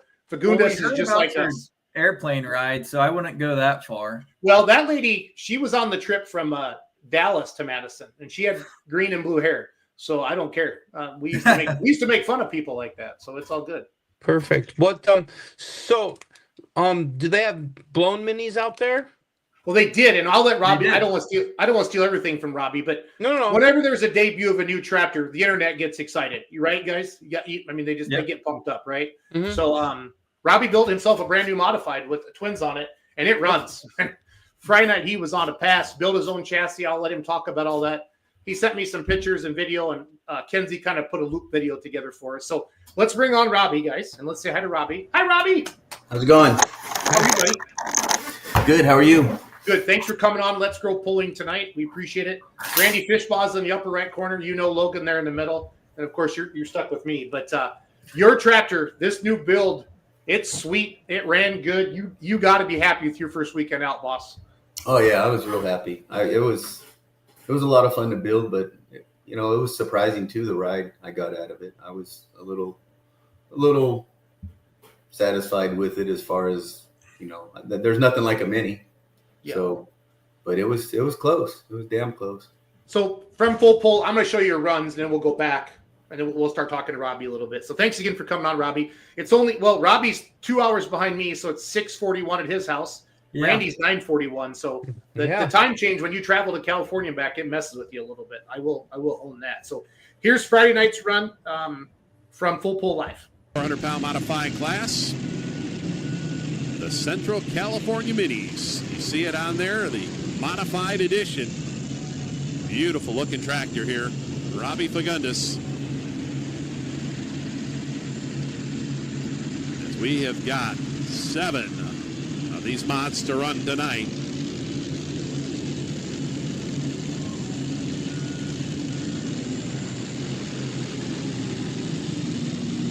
So home built chassis, parts and pieces from Modern Machine. Here we go. Our test puller, the Californian.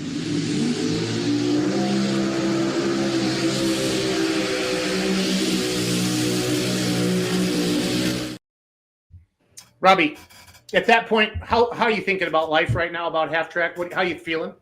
Well, the rear end didn't break off the line, which I kind of had some issues with that thing. I knew I was heavy on the front end, so I got to drive it hard, and I didn't have to worry about keeping it in bounds. So I figured the front end would be glued. And at that point, I was like, hey, this sled, I got it on my back. It's not going to stop me. And then motor went away slightly after I said that to myself in my head. Yep. And actually, Donnie Sullivan came up to me before. He said, now, Brian's going to load that sled up pretty good. And I know it's only a few seconds, but you think a lot of things in a few seconds. And I was thinking, shit, this sled ain't loaded. He made a mistake. I was rolling. Oh, I love it. And then here's, after your pass here, some of the 400-pound modified class. Wrong one. And right. Oh, there it is. That's one. And right out the end. Yeah, 340 and 24, and it's raining dirt. So 340 to get us. Bit of money sitting on the ground right there. So what did happen, Robbie? We saw a lot of fluids on the ground. But the motors were fresh, but they were out of the Mini last year when I went to Hillsboro, and I had that fuel tank, fuel filter problem. Leaned out a motor, torched a head. Well, we torched number 7 hole, so that motor came home. The next night we went out, or we got rained out the next night. We turned all night to get the motor in. We had help from Don there. He was running the loader for us. We didn't have our own cherry picker, so we ran the loader for us. We kept him up longer than we should have, but he stayed and helped us switch motors that night. the next morning we finished it, and then we get to the staging lane, still putting it together. And somewhere ironic way, I got the wrong cam shipped to me from Boyd's, so it didn't have the swap in the cam. So we figured that out after it banged, and that was a little delayed us to the staging lane. So we figured that out, got everything done, got to the staging lanes, and then it poured rain. So I wasn't back in my mind to pull that fuel filter out and put a hose. I had everything to do it. Just didn't do it. Went to Bowling Green from there, ran the first night, and then banged the blower. And then that motor, we went through it the next day. Everything looked good. Found that the fuel filter was plugged again from the sand that, basically what they sandblast the tanks with. Got in there somewhere or another. I couldn't get all of it out. I flushed the tanks the second night. But we hurt the motor again. That one, we got home and the rods were bent. So we put a new rack of rods in that. And then when Brant went to put the second motor together, he asked me, you want to put a new rack in this, the front six, it's up to you. And I said, nah, I said, just get the two. I had one run on both motors. So I said, nah, let's just make something happen between the two. So it was kind of my call to cut a corner. And as you guys know, in this sport, you can't do that. It'll show itself every time on the track. So I cut a corner, and I haven't looked at the motor yet, but I imagine that's probably what happened. Is we probably hurt a rod that was gotten a little heat prior runs, and we didn't just put a new rack in it. So, but, either that or we might have had an oiling problem, and that was one thing I didn't have time because we were switching motors again in Madera. So I didn't have time to look at the computer. I know Donnie came up and was like, you better look at that computer. What if you have a tank problem but I changed the motor, the oil pump, everything involved with it, cleaned the tank. I just didn't foresee a problem in the tank. So we just went ahead and ran it the second night, and it ran fine. So I imagine the first night it was either fatigue rods or maybe the oil pump went away, or I'm not sure. I'm going to try to pull up the data later on and look at it. But yeah, here's your Saturday night pass.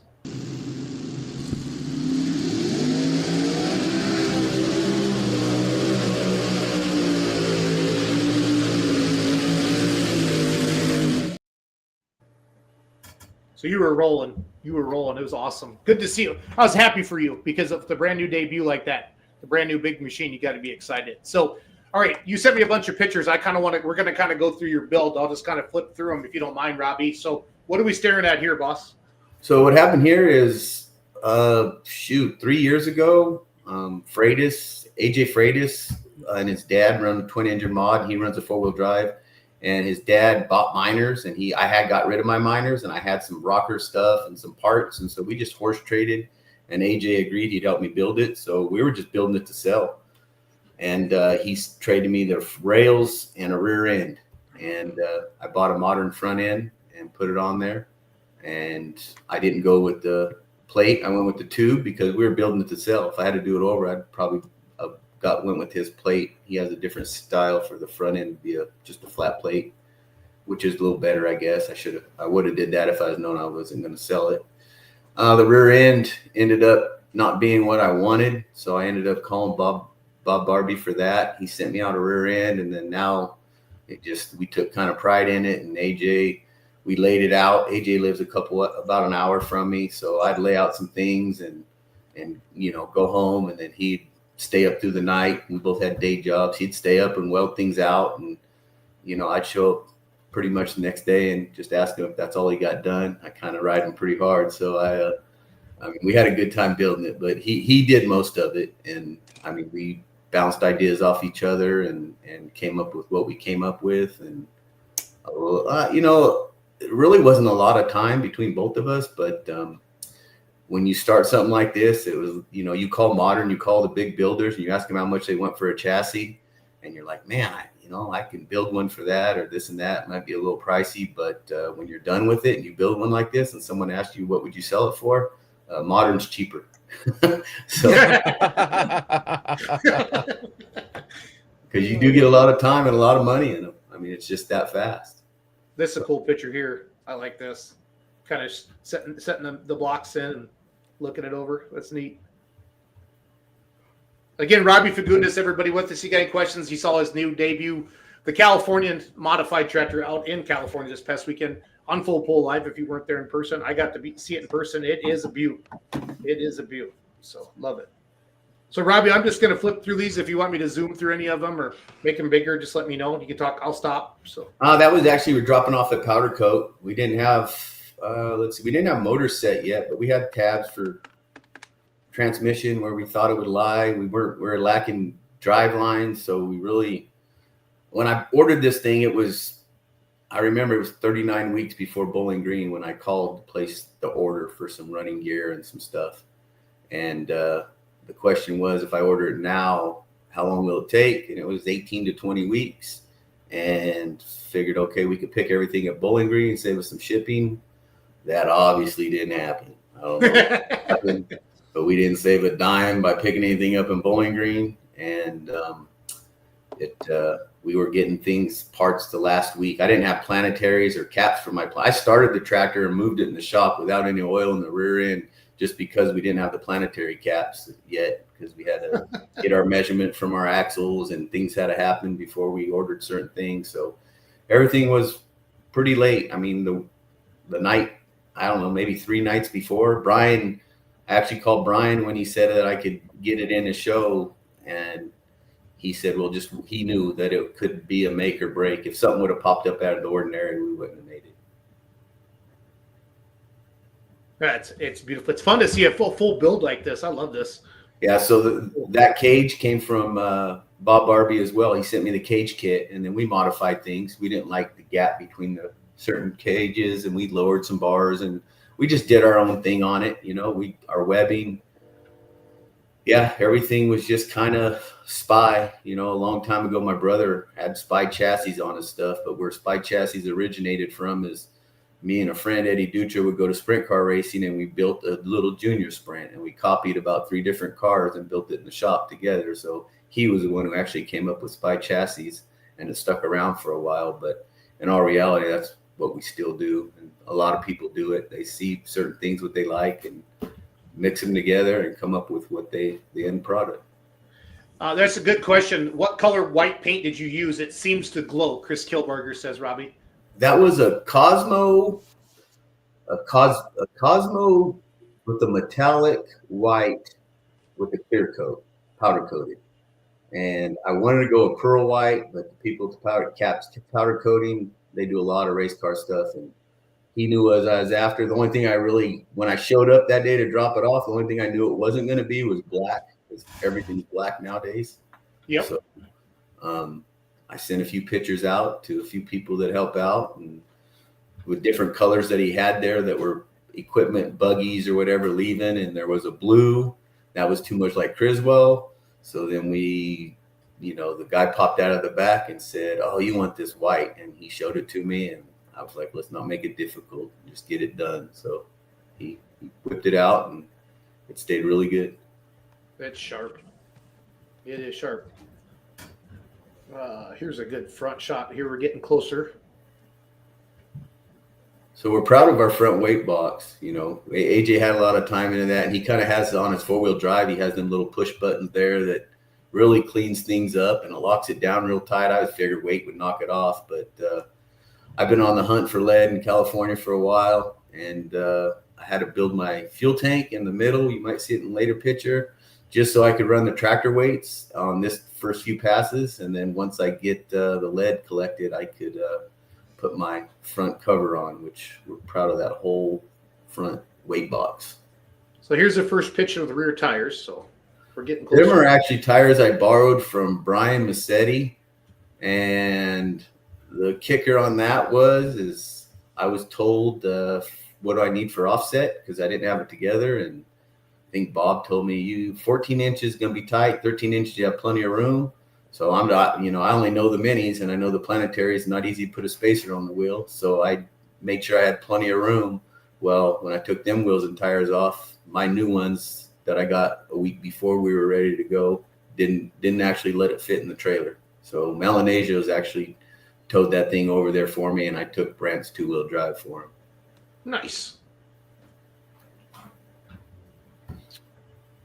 So the tanks, we did our own. I heard a few years ago, that Oberg, you just can't get their base anymore for these tanks, weld-ons, and I never had a problem, so I was kind of ignored the conversation. But when I went to do it, yeah, that was an issue. So we built our own tanks, and we had to actually fab our base, which is easy for someone like Logan that has a machine shop. Yeah, I know a guy with a machine shop. He's Yeah. a couple thousand miles away, but I think he can make you about 10 of those if you want. Yeah, I should have, but we were last minute, and we did a little beaver job on them, and they work. That's all I can say. They work. Exactly. Yeah, I mean, we built them tanks to actually hang out front on outside of each motor. That's why I have it rounded in the corners. And once we got it further along together, Brant was in the shop, and we looked around. I said, "Is this where we want them?" And after walking around and setting them in certain spots, that's where they ended up, and that's where they looked the best. And I'm pretty happy with picking that out too. Absolutely.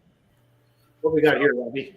Robbie Cruikshaw actually sent me the planetaries. It was he told me from the start he's a pricier deal, but it's a good deal. So a few things he told me was the outer bearing instead of the bushing or the brass bushing, and so I was sold on them. Bob Jostock helped me out with all the housing stuff.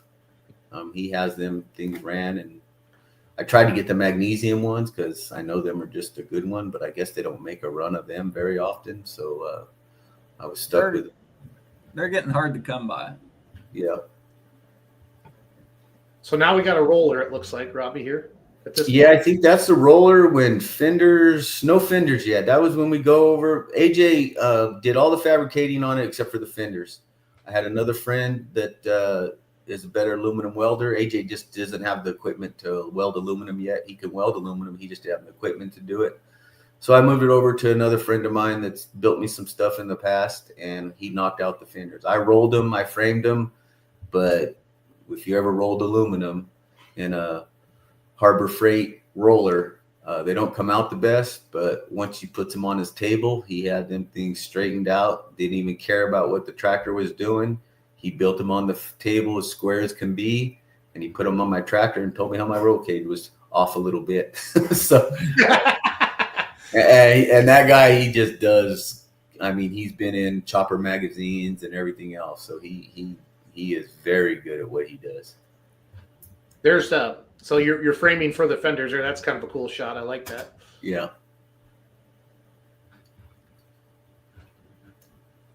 Oops, the wrong way. Sorry, guys. There we go. There she's white, Robbie. Yeah, that's when I found out my axles were 2 inches too short. The measurement I was given trying to order them without the actually measurement was off somewhere or another. Our wires got crossed, and I ended up with 2 axles that are too short. If you just join us, we're talking with Robbie Fagundes. We're going through the build from his first mod, or his first mod. I think this is your first mod, right, Robbie? Yeah. No, I built. Actually, I built Deuces Wild, and I actually had my hand in rebuilding my brothers a few times. Oh, okay. I like this picture. That sharp kind of shows the chassis sitting there. Oh, it's amazing how, I guess, simple they look, Robbie, but how intense it is. Yeah. Because they sit there. So. Well, you see the twist on mine, and I've talked to a lot of these guys over the last few days that this class is hot, man. I had my eye on it for a few years. Well, actually, I had my eye on it when they started it, and Bowers had 3 on there, and then they changed the rules, and I was almost ready to dive into it back then, but I let the rules settle a little bit, and sure enough, it kind of settled out, and it comes around pretty good. But a lot of guys called me over the last few days, and the twist, you see mine twist so hard, and it's nothing to do with the frame. It's more to do with going back to the gearboxes, like on the minis, Logan. They overdrive the frame, the drivetrain to get to the rear end, and underdrive it there to take the twist off the frame and put it on the rear end.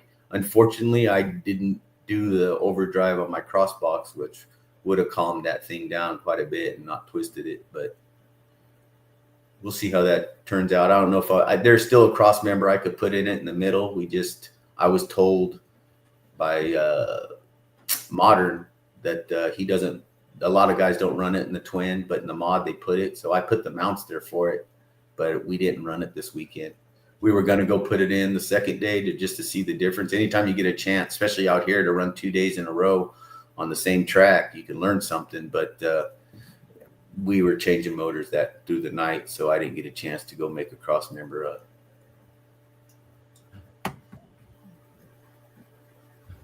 What do we got here, Robbie? Oh, that's the fenders. That's just the fenders after they were all squared up. And actually, they're not even powder. I don't think they're powder coated. I'm not sure if they are, but that's when the fenders were done, skinned inside and out. Yep. There we go. Here's a good pic of them. Yep. They're on the table that you were talking I wanted one sheet, but I just couldn't get a sheet to cover all that. So I had to put a seam down the middle on the top, and then on the bottom side, it's a 3-piece seam. I didn't want to use rivets. I like that clean look, but there was just no way to do it, because if I painted it, I could have done the 3M, but they said the 3M would run or either not hold up if you powder coated it. So what do we got here, Robbie? That's just when my set of tires came in versus versus the ones I had from Massetti for mock-up. And I had a measurement from center. It was a 37.5-inch radius. And if you want to go back to maybe one of the other pictures that show the frame, when I had the frame of the fenders on there. Yeah. Go to a side view. Okay, hold on a second. Back one. Nope. Did I go too far? Yeah. This one? Yeah. So if you see that, you can see it's a pretty decent distance through there. But when you put them, as soon as we rolled them other tires next to it, it was like, oh shit, are these fenders going to get wiped out by the tire? But they don't grow. I mean, obviously you lift the fenders up, you're only growing half of the distance of that. So it was close, but I liked that look. I didn't want a big gap, and I didn't want my roll cage protruding forward. I didn't want it too high. I spied on a lot of things to come up with the way we finished that thing. Well, it is beautiful, buddy. You should be proud. Thank you. You should be proud. I'm glad you come on tonight to share. I love these pictures. This is fun. Logan, you got to be geeking out right now. Oh, this is awesome. I'm just sitting back here and enjoying the craftsmanship, because I know it takes a lot of work to start from 2 bare frame rails and get all of this hung on it. So that just a beautiful build start to finish. So there's the first picture we're showing of a complete. It looks like you got the decals on there. That's Brody, isn't it? Yeah. Yeah. So once we got it finished, it went over to Melanesio's shop. That's Brant's day job. And Steve was gracious enough to let Brant do it, which I think Steve wants the competition anyway. So he definitely welcomed us over there, and it rolled into his shop without fenders. Fenders were at powder coat. He landed one motor. I got the fenders a week later, which was the Wednesday before the week of Madeira. We got the fenders on. I think that next morning, I think Brant already had stickers made. So that next morning, Brant sent me a picture of the fenders on it with the decals. And we got the second motor hung. Brant did all the plumbing. I had the electrical ran. I kind of took pride in making sure I hid my electrical. So if you look up at the cockpit, and I went the extra mile and put holes in the tubes and did everything I needed to do to run the electrical and hide it as good as I could. Another thing I did, you can see under the seat amounts right there, because you never know when Justin's going to decide to run it. So 2 things I did is I made that seat adjustable. It's on clamp collars. And then I made them brakes are symmetrical. So if you actually look at the brake, I can unbolt the pad, put it on the top, and I could flip them brakes 180, and it moves the pedal up, 6 to 8 inches closer to the cage, in case Jocelyn ever decides to get in there, or Brody. Brody's ready. Brody's ready. Yep. So the floorboard, once you put things together, I like the Monday morning quarter. It's okay when someone comes up to you and tell you how nice it looks, but I want to hear what they mumble when they walk away. Like, I would have done this or I'd have done that, because I do it to other people myself. So most people that come up and I say, well, what critique it for me? What's different? Well, Steve Melanesio didn't like my floorboard.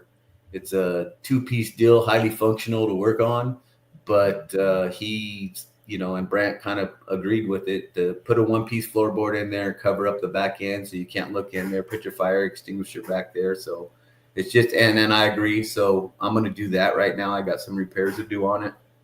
So AJ and I will put a different style floorboard on it. We'll raise it up a little bit and it'll just be a little bit upgrade to it, I guess you could say. Yeah.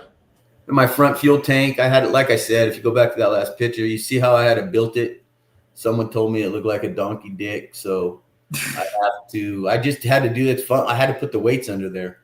So once I get it done, I'm probably going to change that and put a 45 right there, clean that up a little bit so it doesn't look as bad. And you really do critique it, Robbie. Wow. Yeah. But it's good to hear. Everybody has critic. different tastes, I mean, Yeah. I like my fenders, but if I had to do them over, you could see up top where they go flat. I would have probably stretched them 4 inches up top and pushed the wing back a little bit. It looked good from the side. I like that look, but from the front, I take that back. It looks better from the front than it does from the side. It looks a little too short from the side. I wish that wing would have been pushed back 4 inches. So you want to go out over the rear tire more, is what you're saying? Yeah, hang back 4 inches deeper away from the cage. I mean, if you can't bear to look at it in your shop anymore, I'm sure we can find a place out here. Well, that is the plan. I plan on running back there a majority of the time with it. I just gotta, honestly, Outlaws is a lot closer to home for us. So that might be where I get to go a few. And I know Brant likes going out there with his 2-wheel drive, so we might plan a few trips out there. But I really don't want to lose my parking spot at Bowling Green. So that's the plan, is to be in Bowling Green. And if it's not with both of them, it's going to be with one or the other. Yeah, that's where I blow up motors. I might not have anything left but to run a Mini. most of the texts I got this weekend, Robbie, were, is he coming east with it? Is he coming east with it? They said, well, watch the podcast Monday night and we'll ask him. So. That's the plan. But I'll tell you what, you were here this weekend. That group's a fun group. And there's some people at the bottom that are just as competitive as us at top. And I talked to my brother a little bit yesterday. He's actually ready to do the triple Chevy deal in this class. And I think that could triple Chevy is a good way to go. Yeah. Was it Kester? Which one of you, did anybody watch No Practice last week? I didn't watch the whole thing, but was it Kester or was it Tyler Slaw that said somebody's going to do this 3 Chevy thing and do it right?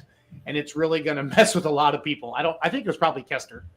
Yeah. So like I said, it's I think it's going to be a lot more competitive than 4 Chevys against 3 Hemis. I think the 3 Chevys, I think you'd be real. Well, what they do, who's that team that does it? Ulmer does it with Pete Payne. And do it, yep. There's a couple events where they can't touch him. Consistently, I look back and he wins a certain event every year. I don't know. Well, no, they won the points a couple years ago. They're competitive. Yeah. They're competitive. So what's the story behind the name? Rob Dog, Russell Steely's wanting to know.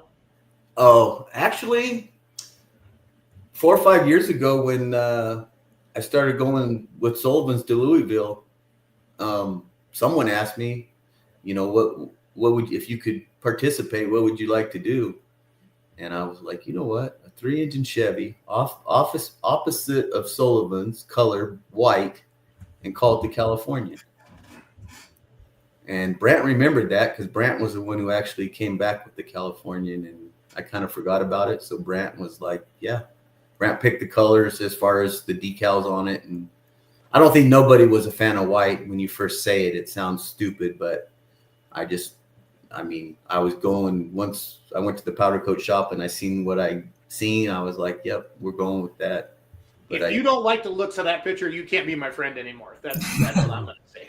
That is. I don't know if people were more worried about trying to keep it clean. And after this weekend, when you do a motor swap and you see the fingerprints on everything, I get that. But, oh, well, I figured get your pictures when it's new. Yeah. Yeah, get all the t-shirts made. I like it.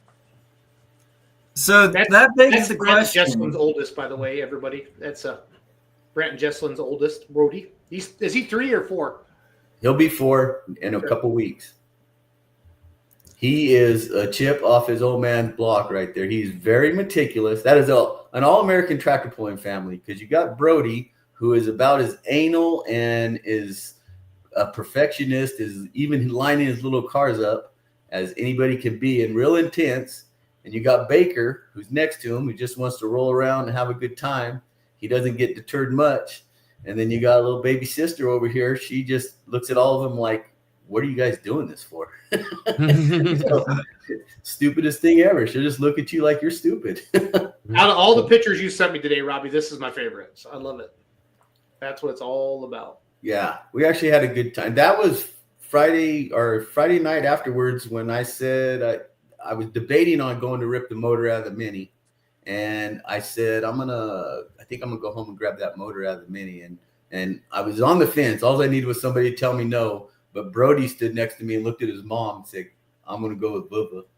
So as soon as he said that, we were going. But as soon as we got in the truck, he fell asleep and it was out from that time we left till the time we came back the next morning and got donuts. So he and that's my youngest daughter, Haley. She came from Monterey with her boyfriend and they hung out for the weekend. So yeah, it was good. Honestly, going to Madera, I haven't really participated in California in several years.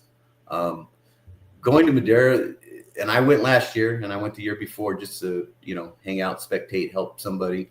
But going in, signing up Joan Massetti and Christy Massetti, as soon as you walk in, it was just a good experience. They treat you like they want you there.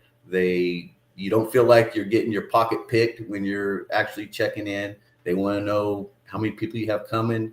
They want to make sure you get the passes. It seems like they don't want your family harassed. They want them in and out, and they just take care of you. And from the time we close the trailer door, the Massetti family is I've never seen Lexi. I've seen her when she was younger, but I've seen that she's grown up quite a bit. And James and Trevor with them guys, you could tell them guys are really into truck and tractor pulling. It's not just handed down from their dad to where they're doing it because their dad do it. Them kids are pretty excited about it. And I haven't seen them really paid attention in a few years, but it was good to see that. Yeah, they're all in. Good times. Yeah. What do we got here?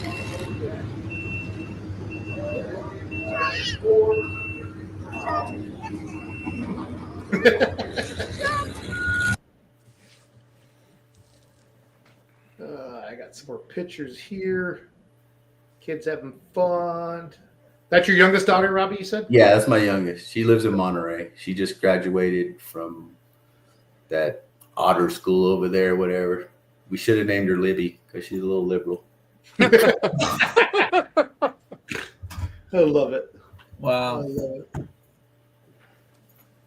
I got the here's a video. Here's one. Yep. So this is the Saturday morning, right? Yeah.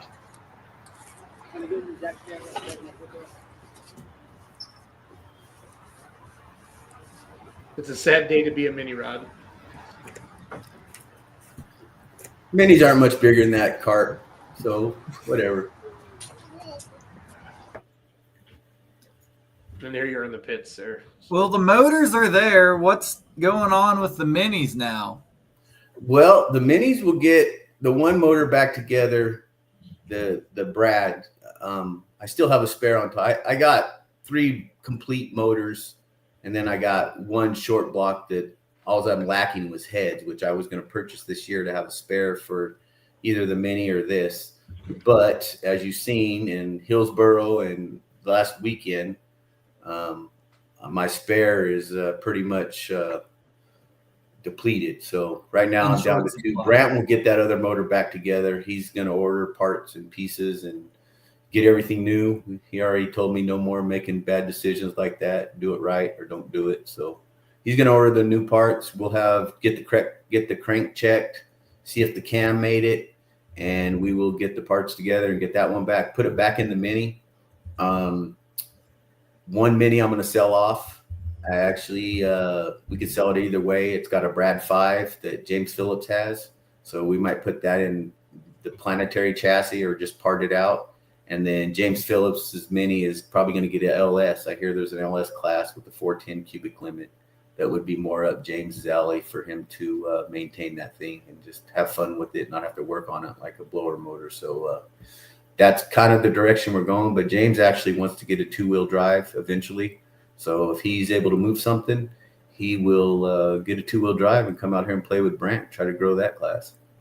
For those of us in the Midwest and East, Brant, what did Brant say? You could put a sign out for a truck pull in Kentucky and have 32-wheel drives by the end of the day. And so last year there was 3 2-wheelers at the Golden State Invitational. This year there was 7, and they made Brant work for it.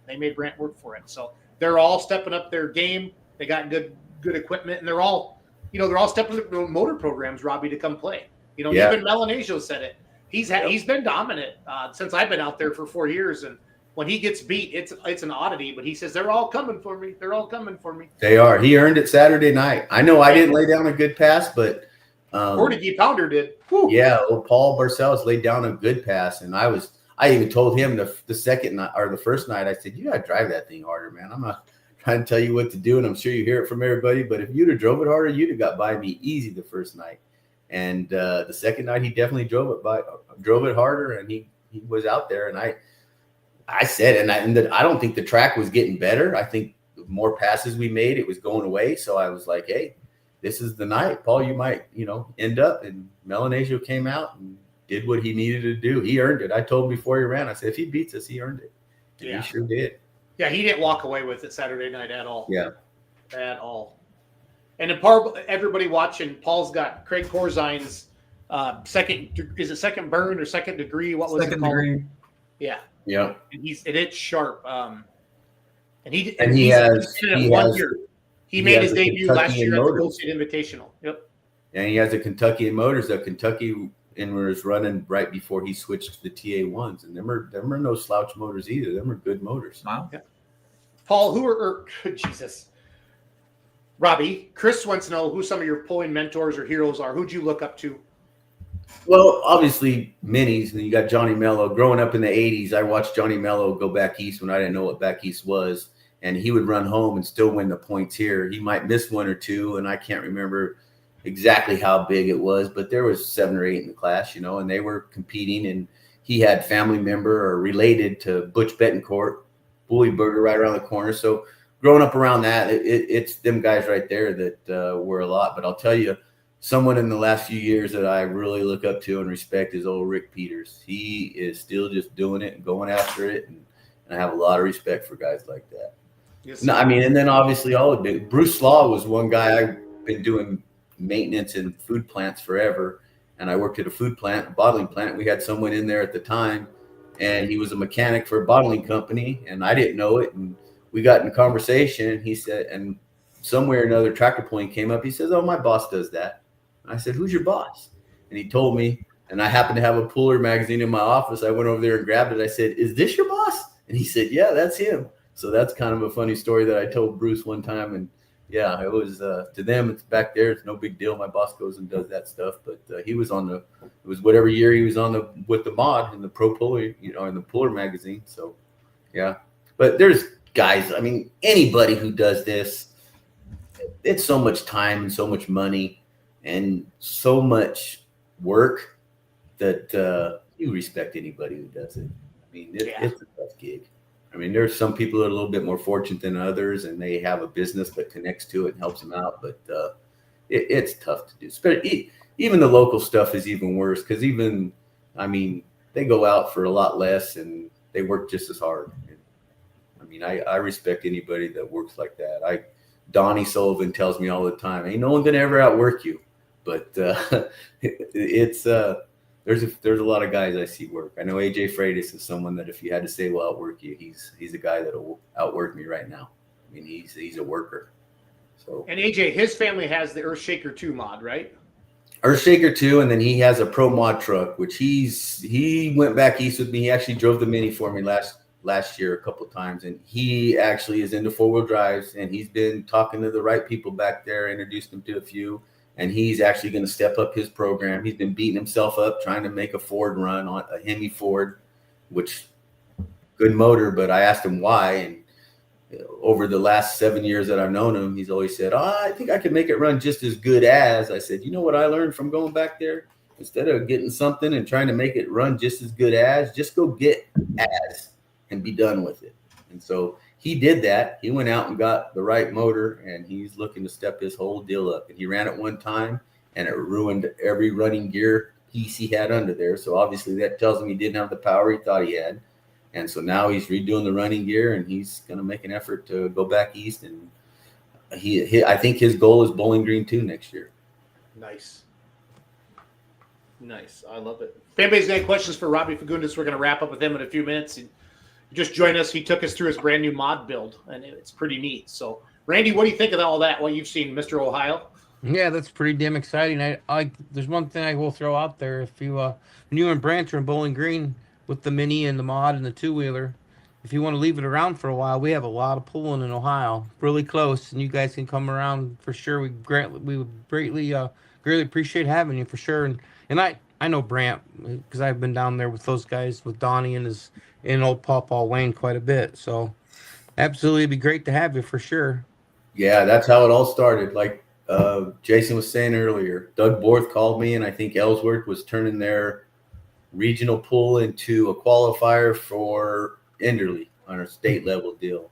And that's what made me go out there and shoot.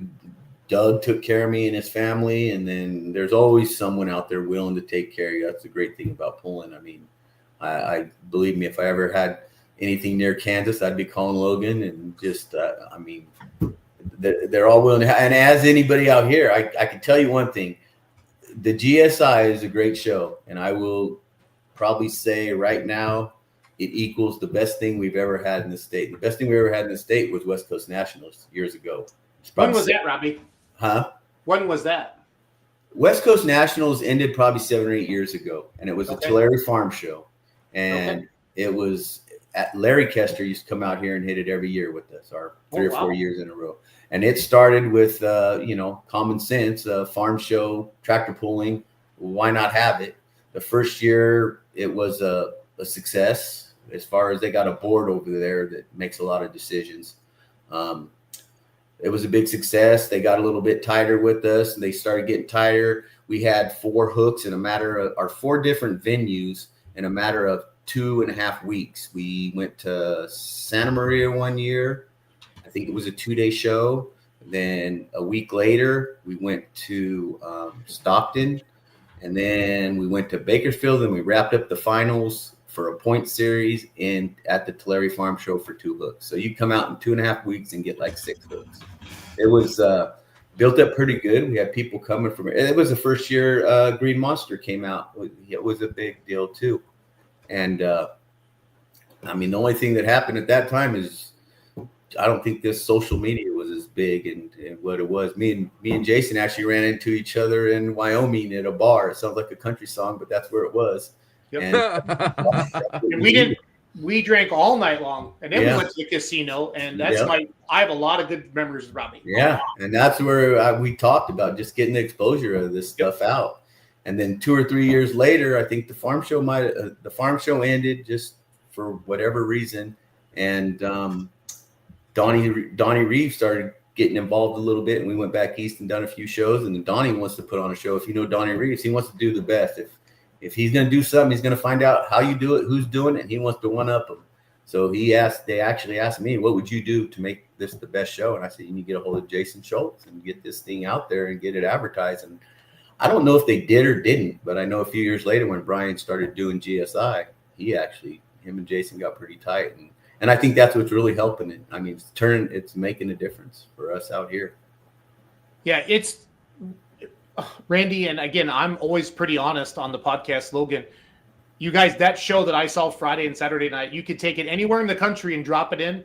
Any NTPA, any PPL, any outlaw, anything that you think that it's a big show, and it fit. I mean, it was nice. 3 hours, and they move it fast. Outlaw shows move fast. They always have, and that show moves just as fast, and it's ingrained into their heads out there. I talked to Massetti a lot. He's a very good friend of mine. We became great friends over the years. Last 3 or 4 years helping with his events. This is the one I really put all my effort into for him. And they have contracts. They have to be done in 2 hours or 2.5 hours, Randy, because they want people back out on the midway spending money at the fair. So John Spielman and that Brad Griffin, they're down there at the starting line, and they're not mean, but they're barking and firing. And that was a fast-paced show. And then you know it when you're running the live stream, Randy and Logan, on how fast you got to get a replay up and get your distances up and your leaderboard on how fast the show moves. And that's And I know it sounds funny, but it almost moves too fast because you want to get a replay up and you want to give Dan a chance to talk about it. Yeah. And sometimes it's just flying. You know what I mean? So. Well, for me, when I go back and I get anything, the first thing I do is I look at where I'm at in the lineup, and I not only count the classes, I count the hooks, and I times that by 3 minutes because that's usually what it is, 3 minutes a hook, and that's a good flowing show. And Brian, both nights when we started, it was 6. We were 20 hooks back, and I think I hooked at 7, right at 7. So we're 20 hooks back both nights, and so he was right on par with the way they run them. Wow. Now Outlaws, like them guys, they do. I've been a part of them for a little bit, and they run a fast show, which is good. I mean, from a standpoint, but if you're in line and you don't get a chance to say, "Oh, my battery's dead, let's look at it for a while," they will move right past you. That's how it should be. Yeah, I mean, I agree a little bit with that, but I hate to be the guy that has the dead battery. I understand. I understand. Absolutely. I'm with you. I understand. You figure out who your friends are. But no, you mentioned coming out here with the Outlaws a little bit this coming summer.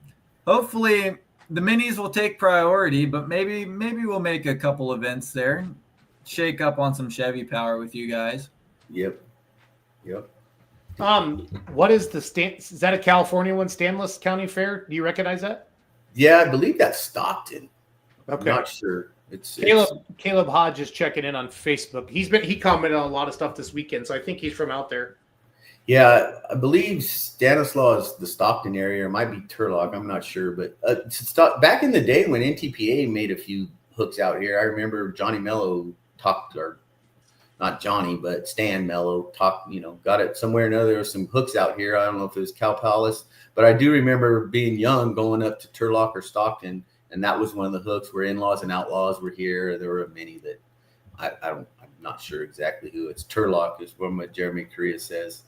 But that was a long time ago when NTPA actually came out here, and I seen some stuff on it the other day.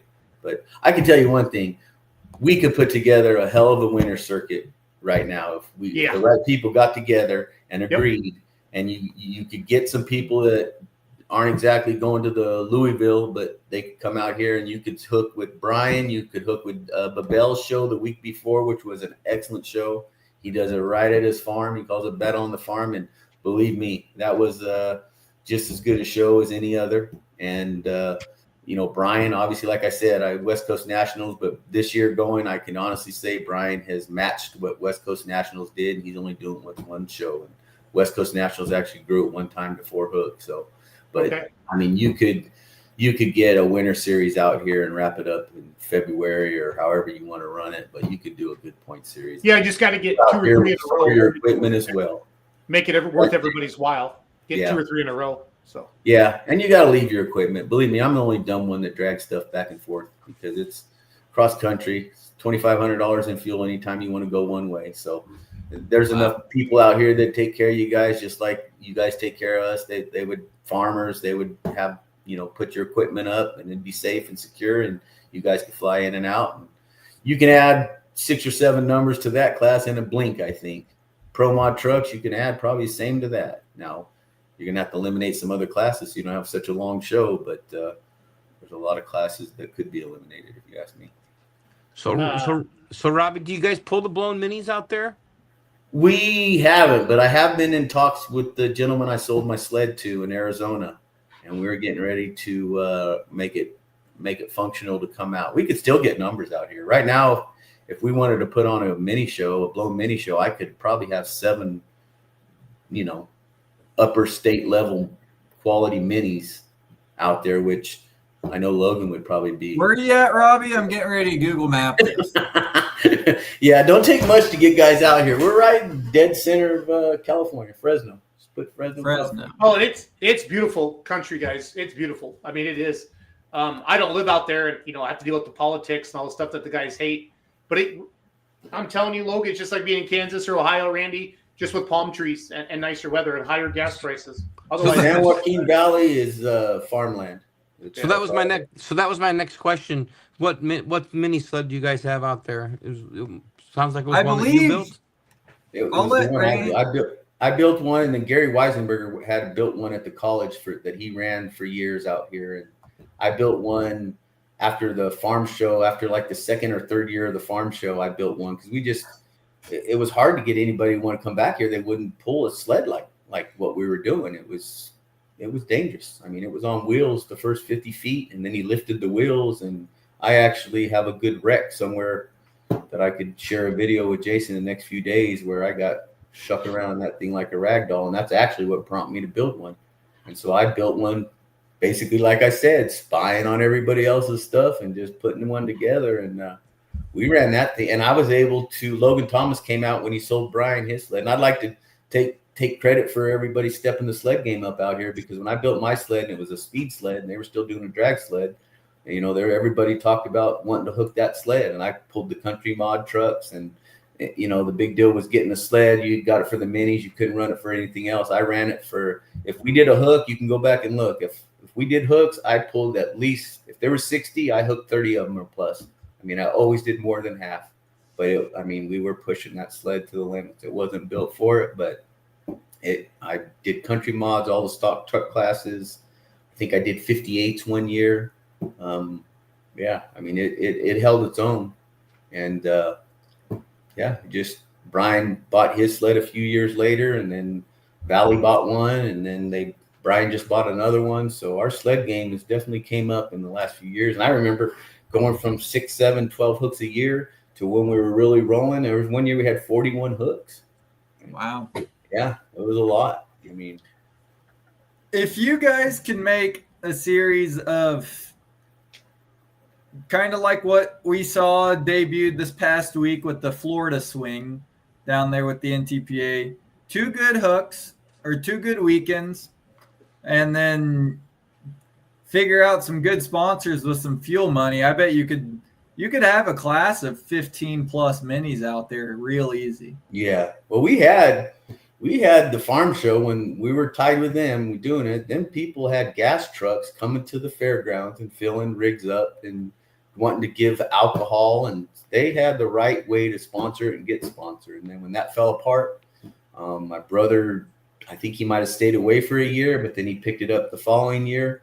And me and Brian were actually involved in it. We were like, let's do it. You know, the people are here already for this farm stuff. They're coming. We had good crowds in Tulare, and it was like, we got to do this. And so we started doing it together. It was kind of like, well, if it takes a shit and we lose our ass, and, you know, the sleds don't worry about, and, you know, our tractors don't worry, you know, we're just going to stick but it came together so quick for my brother. He was like, no, I got it. I'll do it. You know, some of the sponsors came back on, and he took care of it. So yeah, it's only one day show now. I wish it'd go to 2, but I mean, if you're flipping the bill for it, it's a different story. When you're just sitting on the sidelines saying what you should and shouldn't do, like Brian's entitled to do what he wants. He pays for it, so he can do call that show an invitational. He can do whatever he wants. And Donnie with Tulare, he pays for that out of his pocket. He can do whatever he wants, you know.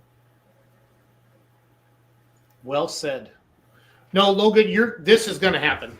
This is going to happen. I mean, I think a winter circuit eventually out there, and you'll see more guys come from out east. And it takes some stuff like this for people to realize it and check it out. And guys like Robbie that come out and support it, you know, come out east and ask for guys to come back. Because that's one thing, you know, that the best promoters do is if they have a pulling vehicle, they'll go to your event and then they ask you to come to theirs. And that's that give and take a little bit.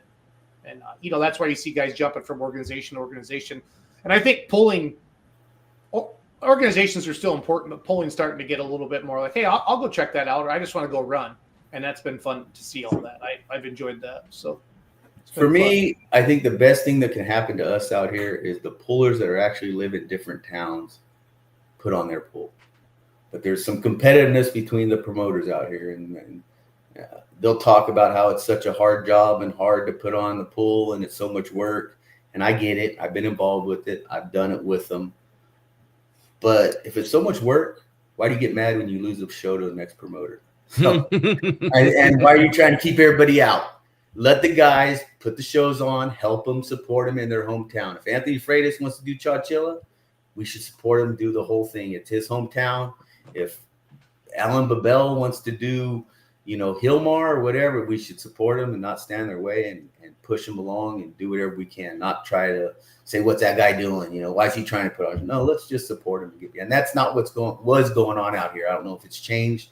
I really don't care if it's changed, but in order for them to get good venues and people behind it, because people will say there's some very good people that promote shows out here as far as like a appearance from the grandstands or watching the show. But when someone puts on the show themselves, like Brian's doing Madera, there's a whole different level of promoting from Brian when he puts on Madera versus the other shows. He is promoting Madera and putting it together for success. So the other ones, they go in, Fairground gives them $20,000. They ask to put on a entertainment for 2 hours. They don't want to talk about what classes you're bringing, what tractors, how many tractors are in the class, what's the hot class out right now. They just don't. They shy away from that. They just want. Yeah, they're just checking that box. I need to fill a 2 or 3 hour grandstand spot. Yeah, I'm glad you said that, Robbie. And that's the stuff that needs to be said. It's a big difference. Yep. Big difference in promoters for sure. Well, I mean, Mike Lewis is another promoter out here, and he goes to Nevada and puts on a few shows. And I was just hearing through the grapevine how the entertainment and how he just really put together a show. Well, he's the one who put the money out and rented the grandstand, so it made him promote it. If he didn't get the advertisement out and get it done, he was going to lose his ass. So he went out and did it, and he's a good promoter. It's not easy to promote. I'm not saying that. I haven't done it, but I watched them do it, and I've been close enough to see what they go through, and it's not easy. But for some reason, they don't like losing shows, so it must not be that hard, huh? Right. Well, there's competition makes everybody better. I like it. It. Can I say the Jason quote? Which one? Pullers make the best promoters. They do. The best because they know. promoters. And just like you talk about, you listen to Robbie build his tractor. Robbie's had these minds and he's seen this on so-and-so's tractor and this on so-and-so's tractor. And that's why his tractor looks beautiful. And out of the gate, it ran, and that's the same thing with being a promoter. We all go to a venue and I would do this and I would do this, but I'll never say it out loud unless somebody asks me, because I know how much time and energy and money it takes to promote an event. And I'm glad that people want to do it for us. You know what I mean? Because it's a big risk. You're risking tens of thousands of dollars or more if it goes really bad, to put on an event like this. So, and Robbie, this is the first year that I had more comments about your tractor on social media than I did if I can't believe Gavin Newsom lets him blow black smoke in California. So it's been kind of fun. Now, this is Billy Beers' old tractor. This is the original war wagon right here. This tractor lives in Washington. That's Gary. It's Gary Seitzma. I always say that wrong, but that's his tractor there. This is Friday night. That class was well represented last year. So. That class with what's his name coming out from New York? That class, Owens. Yep. Owens coming out. That class was well represented last year. It was a good show. Yep. But now I'm telling you guys, the California thing is legit, and it's very, very legit. It's come a long ways in the last 4 years since I've been out there that first year. And then, like you said, the social, the live stream, all that helps, Robbie, a ton. Yeah. Because that got, that live stream got shown to our full pull live audience. That's big.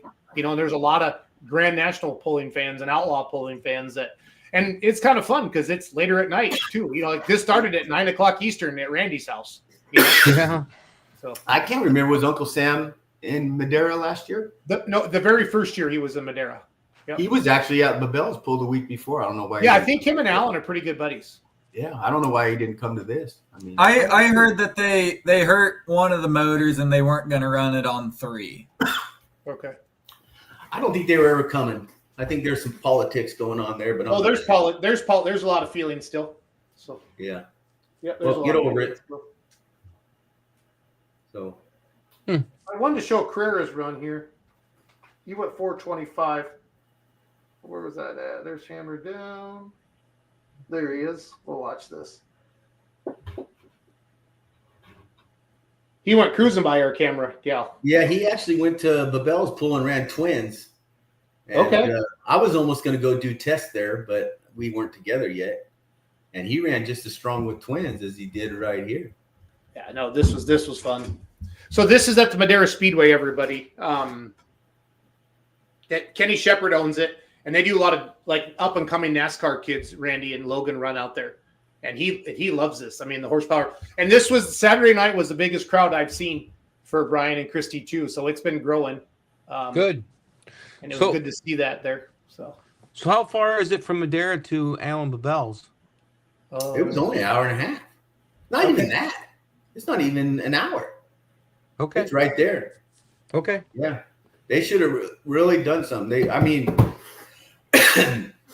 Hopefully they put together something to make pullers. I mean, to me, I built a sled. Larry Kester was a Grand National champion the year after I built it. Larry Kester was coming to Larry do a display.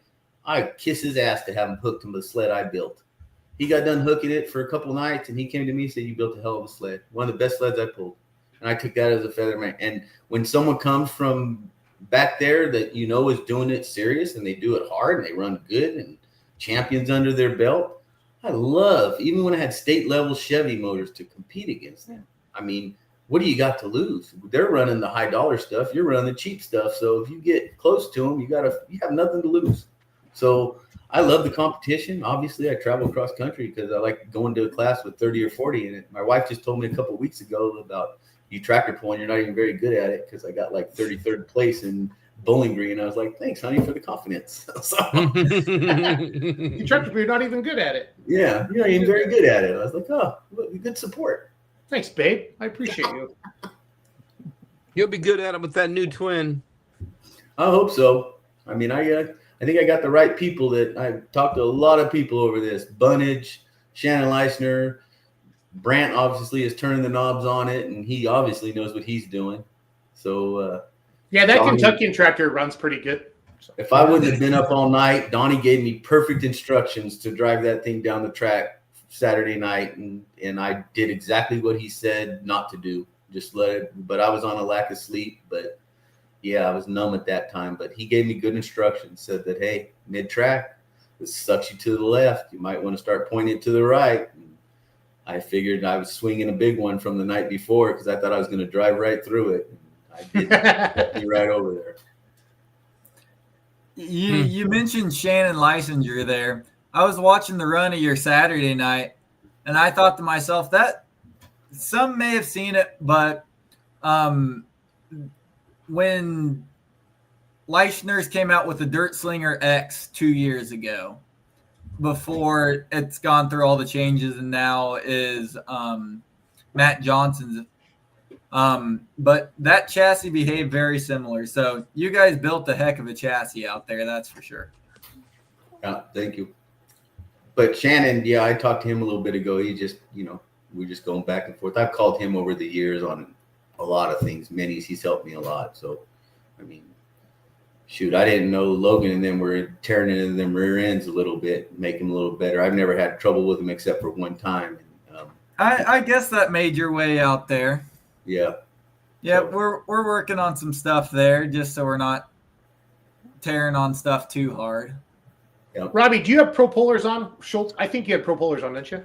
No, I had Parks. I actually ordered Mitas, and I think Brant went to Texas, and the Parks things took off. And I was watching. I seen Feist go from mid-pack to the front of the pack with Parks, and then Sullivan's changed, and I kind of had my eye on him, but I was told to get Parks at the last minute. I switched the order, and Chad called me right before he's getting ready to ship him 3 weeks before Madera and said, "What cut do you want on him?" And I would have almost told him, but I called Brant. I was like, "Hey," and he's all, "Oh, you're not. He's got you with Mitas then if he's asking what cut." So we caught it right before, and we made sure he knew to send us Parks instead of the Mitas. So yeah, we run the Parks. Good deal. Good deal. Well, Robbie, this has been fun. Thank you for sharing your story with us. Thanks for being a friend over the years, and it's going to be exciting to see your new tractor. And that white, I have a feeling we might see a few more white vehicles coming out here pretty soon because that just pops. I love it. Yeah, I love it. So I like it for now, but I'm sure it's going to get dinged. I've been looking for the touch-up paint for it already because. Awesome. Yeah. All right. You guys keep up the good Thanks, work. Robbie. All right. Yep. Thank you. Thank you, Robbie. All right. Well, that was fun, guys. Absolutely. That was a lot of fun listening to his story, and that was a beautiful tractor for sure. Oh, So, it's unreal. It is unreal. So, well, guys, PPL banquet this weekend. oh yeah. Yeah. There's going to be a lot of it's all the rumors. I'm excited to hear what the facts are coming out of this baby. Logan and Randy will be there in person, right? Yes, sir. So, yeah, well, you'll have the juice for us. Take some notes, Logan. Okay. When are you? Notebook. Yeah, you guys are going down there. What third? You get there Thursday evening. Yep, I'm not we're gonna go rolling down there Thursday evening, making a stop there in Washington, Indiana. So, yeah, You're Illinois, going to Boyd's? wherever in the world it is. But then continuing on down and hopefully seeing you down there. Yeah, we'll be down there. I don't know. We got a couple. I have to deliver Christmas flowers Wednesday night into Thursday morning, and then we have a couple appointments on our way down. But Pizza Shop Chick and I hope to be in there. I don't know. Randy's still got a real job. Yeah, mid-afternoon. I hope to be there. So it'll be Then I don't know what. Then we'll all get together and do something. I'm sure. I missed some final questions, guys. Sorry about that, but they're That's asking. There are questions for Robbie, so I feel bad about that. I just got to pay attention. Those- What planetaries are you running? Oh, Those are Franklin planetaries. They look to be on that tractor. Robbie, are they Franklin's? Yes, sir. Okay. And then are you coming to Farley? We're going to find out. I think we're going to find out all that Farley stuff this weekend. Is what I'm Yeah. I don't know anything that's going on to Farley, but I guess I could overextend myself again financially and do it. All right, Robbie, we'll let you go. Thanks, bud. Hey, it's great talking with you. Yeah, no, you guys, I let Robbie go. Anybody have any final questions, thoughts, concerns? Please throw them in the comments quick. Randy, I love having you on. Logan, I love having you on as co-host. This is great. California was awesome. This is Modesto Junior College. That's their truck. The kids work on it, and they come out and help with the pull, and then they take turns driving it. Whoever works on it the most gets to drive it. That's a country modified truck. It's like a pro stock 4x4 truck, Logan, for us. Yep. So it's pretty Carbureted truck. Yep, love it. Yeah, that's exciting. Yeah, it'd be fun to go out there and see that. And that Western Series swing would be kind of fun to try to put together. But Robbie's right. You got to put 2 or 3 together in a row to make it worth everybody's while. That's how the Florida thing came about for us with full pull and the NTPA. Back-to-back weekends. Orlando's a destination, right? Yeah. And we're bringing Grand National Pulling back to Florida for the first time since like 79. Yeah, I think it was the last Grand National in Tampa. Is what we had Dan Mayer look it up. So Sure. So you guys had a good time in Cali. You and Ken's and Dan. Was Doug with you? We went to Dan. We went to Pebble Beach on Thursday. You stock up on your Pro V1s? Yeah. So the tide was out, and I was walking on the beach right along the hole that Bob Barker and Happy Gilmore got into it on, the green. Absolutely. I don't know what hole it is, but the tide was out, so there was golf balls everywhere. So I picked up 5 golf balls, and I'm gonna give one to each of my kids and a couple of my buddies. Brad Holzauer that likes to golf. And, that was neat. But that's a different zip code money wise, guys. I can't imagine buying some of those places. Did you tell him that the price was wrong, Bob? The price is wrong, Bob. So it's fun. Absolutely. So next Monday we need to have you need to get some Logan, get something from the PPL banquet, get a guest, get some get the facts, kind of just take the big storylines from the weekend, and then I'll do the same. The NTPA's got some big announcements coming up on 3 new Grand National locations coming up in the next couple weeks. So it's going to be a lot of who's going to get the spotlight for a couple days or an hour or whatever. Sure. Should be enjoyable. I'm really looking forward to it. Yeah. Really looking forward to it. And then I got the Outlaw Banquet, Logan. I got the Outlaw Banquet. Yep. The weekend after. Then it's Thanksgiving. Yep. Then it's the NTPA Banquet in Orlando. Then Yeah. it's PRI. Yeah. Yep. And then Zellwood's having a pull in December. I don't know if I should probably sneak down to that. And then, I don't know. Randy, what do you got going on the next couple weeks? PPO Banquet this weekend? PPL banquet this weekend, and then I don't know if we have anything going on. We're just finishing up the farming deal, and we got some trucking going on, but I don't know. When you say the outlaw banquet is when? The week after the PPL banquet, so a week from this weekend. Yep. Where is that at? The Ozarks. The Ozarks. Just a hop, skip, and a jump from my lake house down there. You're welcome to stay there, Andy. The Lake of the Ozarks in Jeff City, or is that where it's at? Well, no, it's Ozarks. You go Jeff City, and then you drop south and west just a hair. Okay. Yeah. So Aaron and Sean and Jamie, sir. They have a house. They have a house on the lake there somewhere.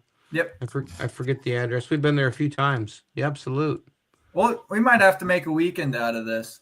Hey, that would not be a bad idea. I would love to go to. I can't go to the NTPA banquet. I mean, because of that is our final weekend for Ohio State's executive board and the full board meeting and all the finish up the voting for next year's rules that are going to be changing. So we can't go to the NTPA, but there's nothing that says that I can't go to the outlaw one. So if we're allowed to, you're allowed, Randy. You can sit with me. So yeah. I have to think about that. That's only probably a 7 or 8 hour drive. It'd be just an afternoon in the park. It's gonna be more than that, boss. You'll probably be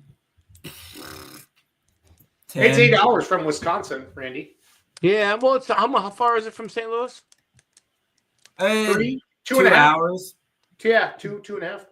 Yeah, we're probably get right after it. It's probably 7 to St. Louis. So yeah, we're probably 9. Yeah. Still an easy drive. So cool. Well, we want to know who the people who watch our podcast, who you want to see on here in the next couple months. Shoot Logan a message, or Randy a message, or me, or Kenzie.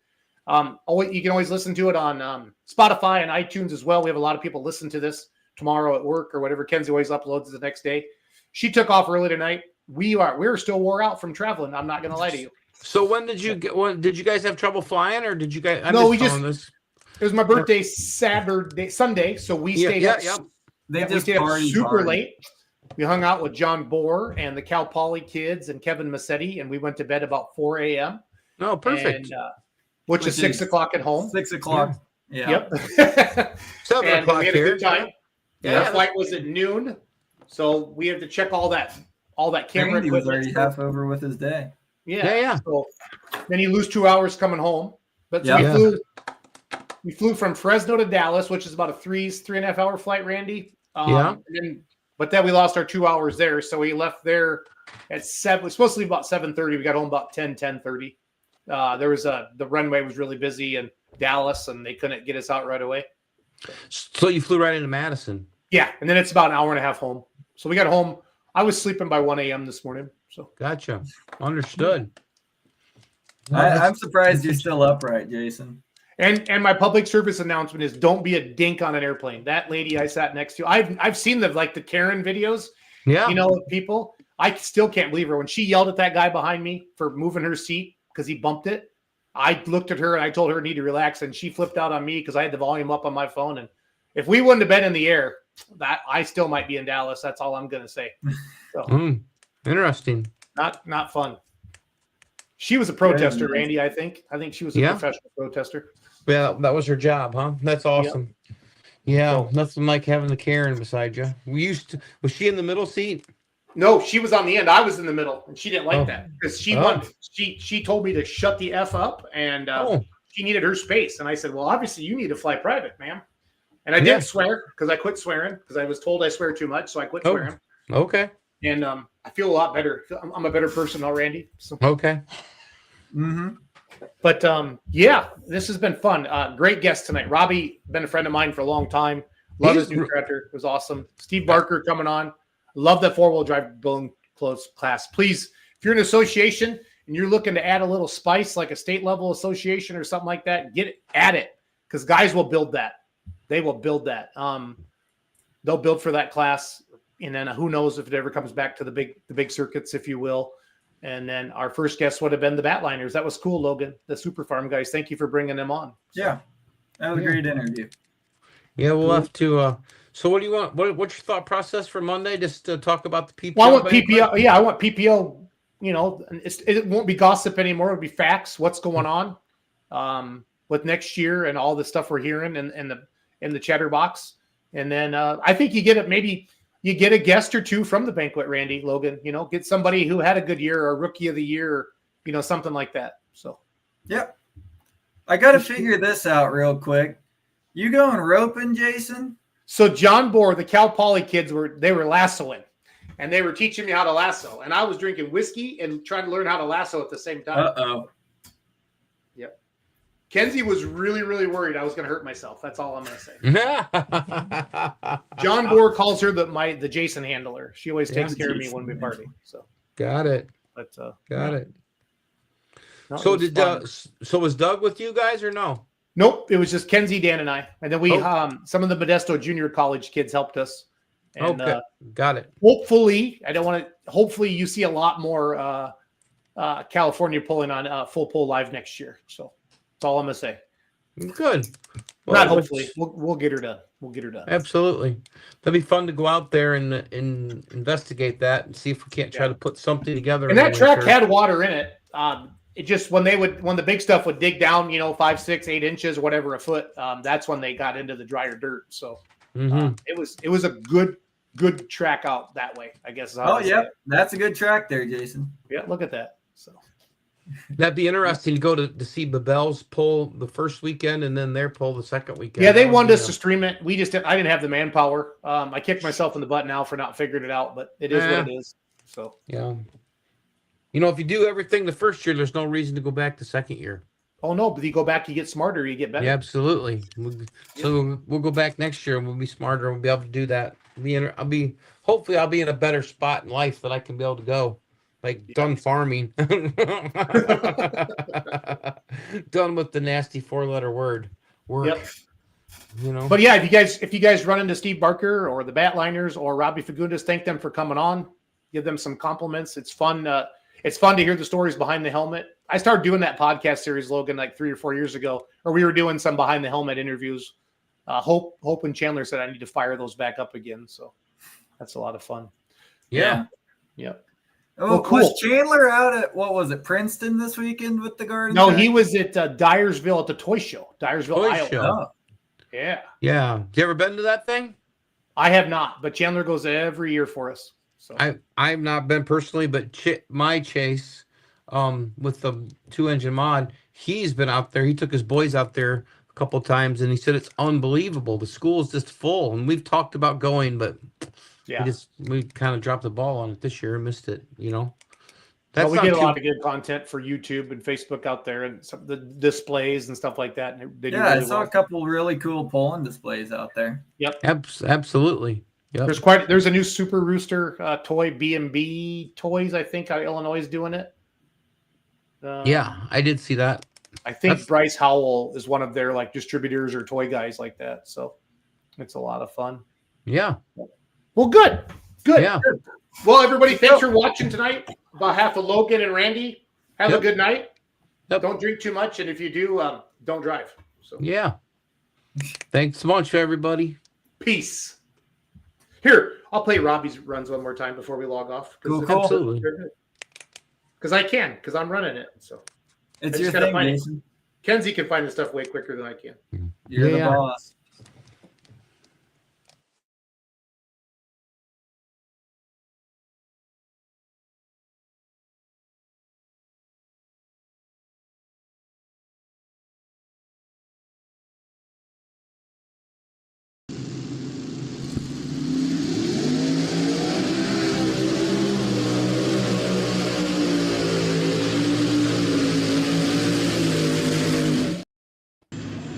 Right out the end. Yeah, 340 and 24, and it's raining dirt. So 340 to get us.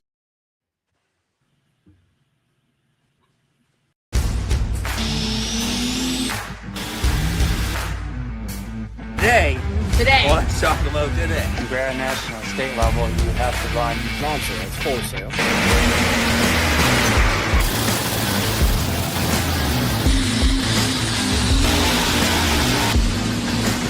Is 9,000.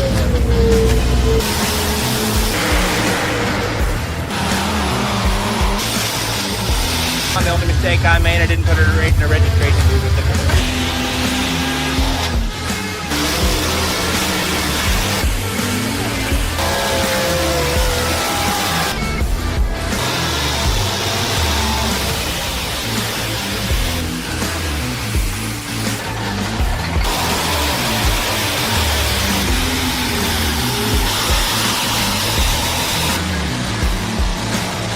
Just this ever evolving story.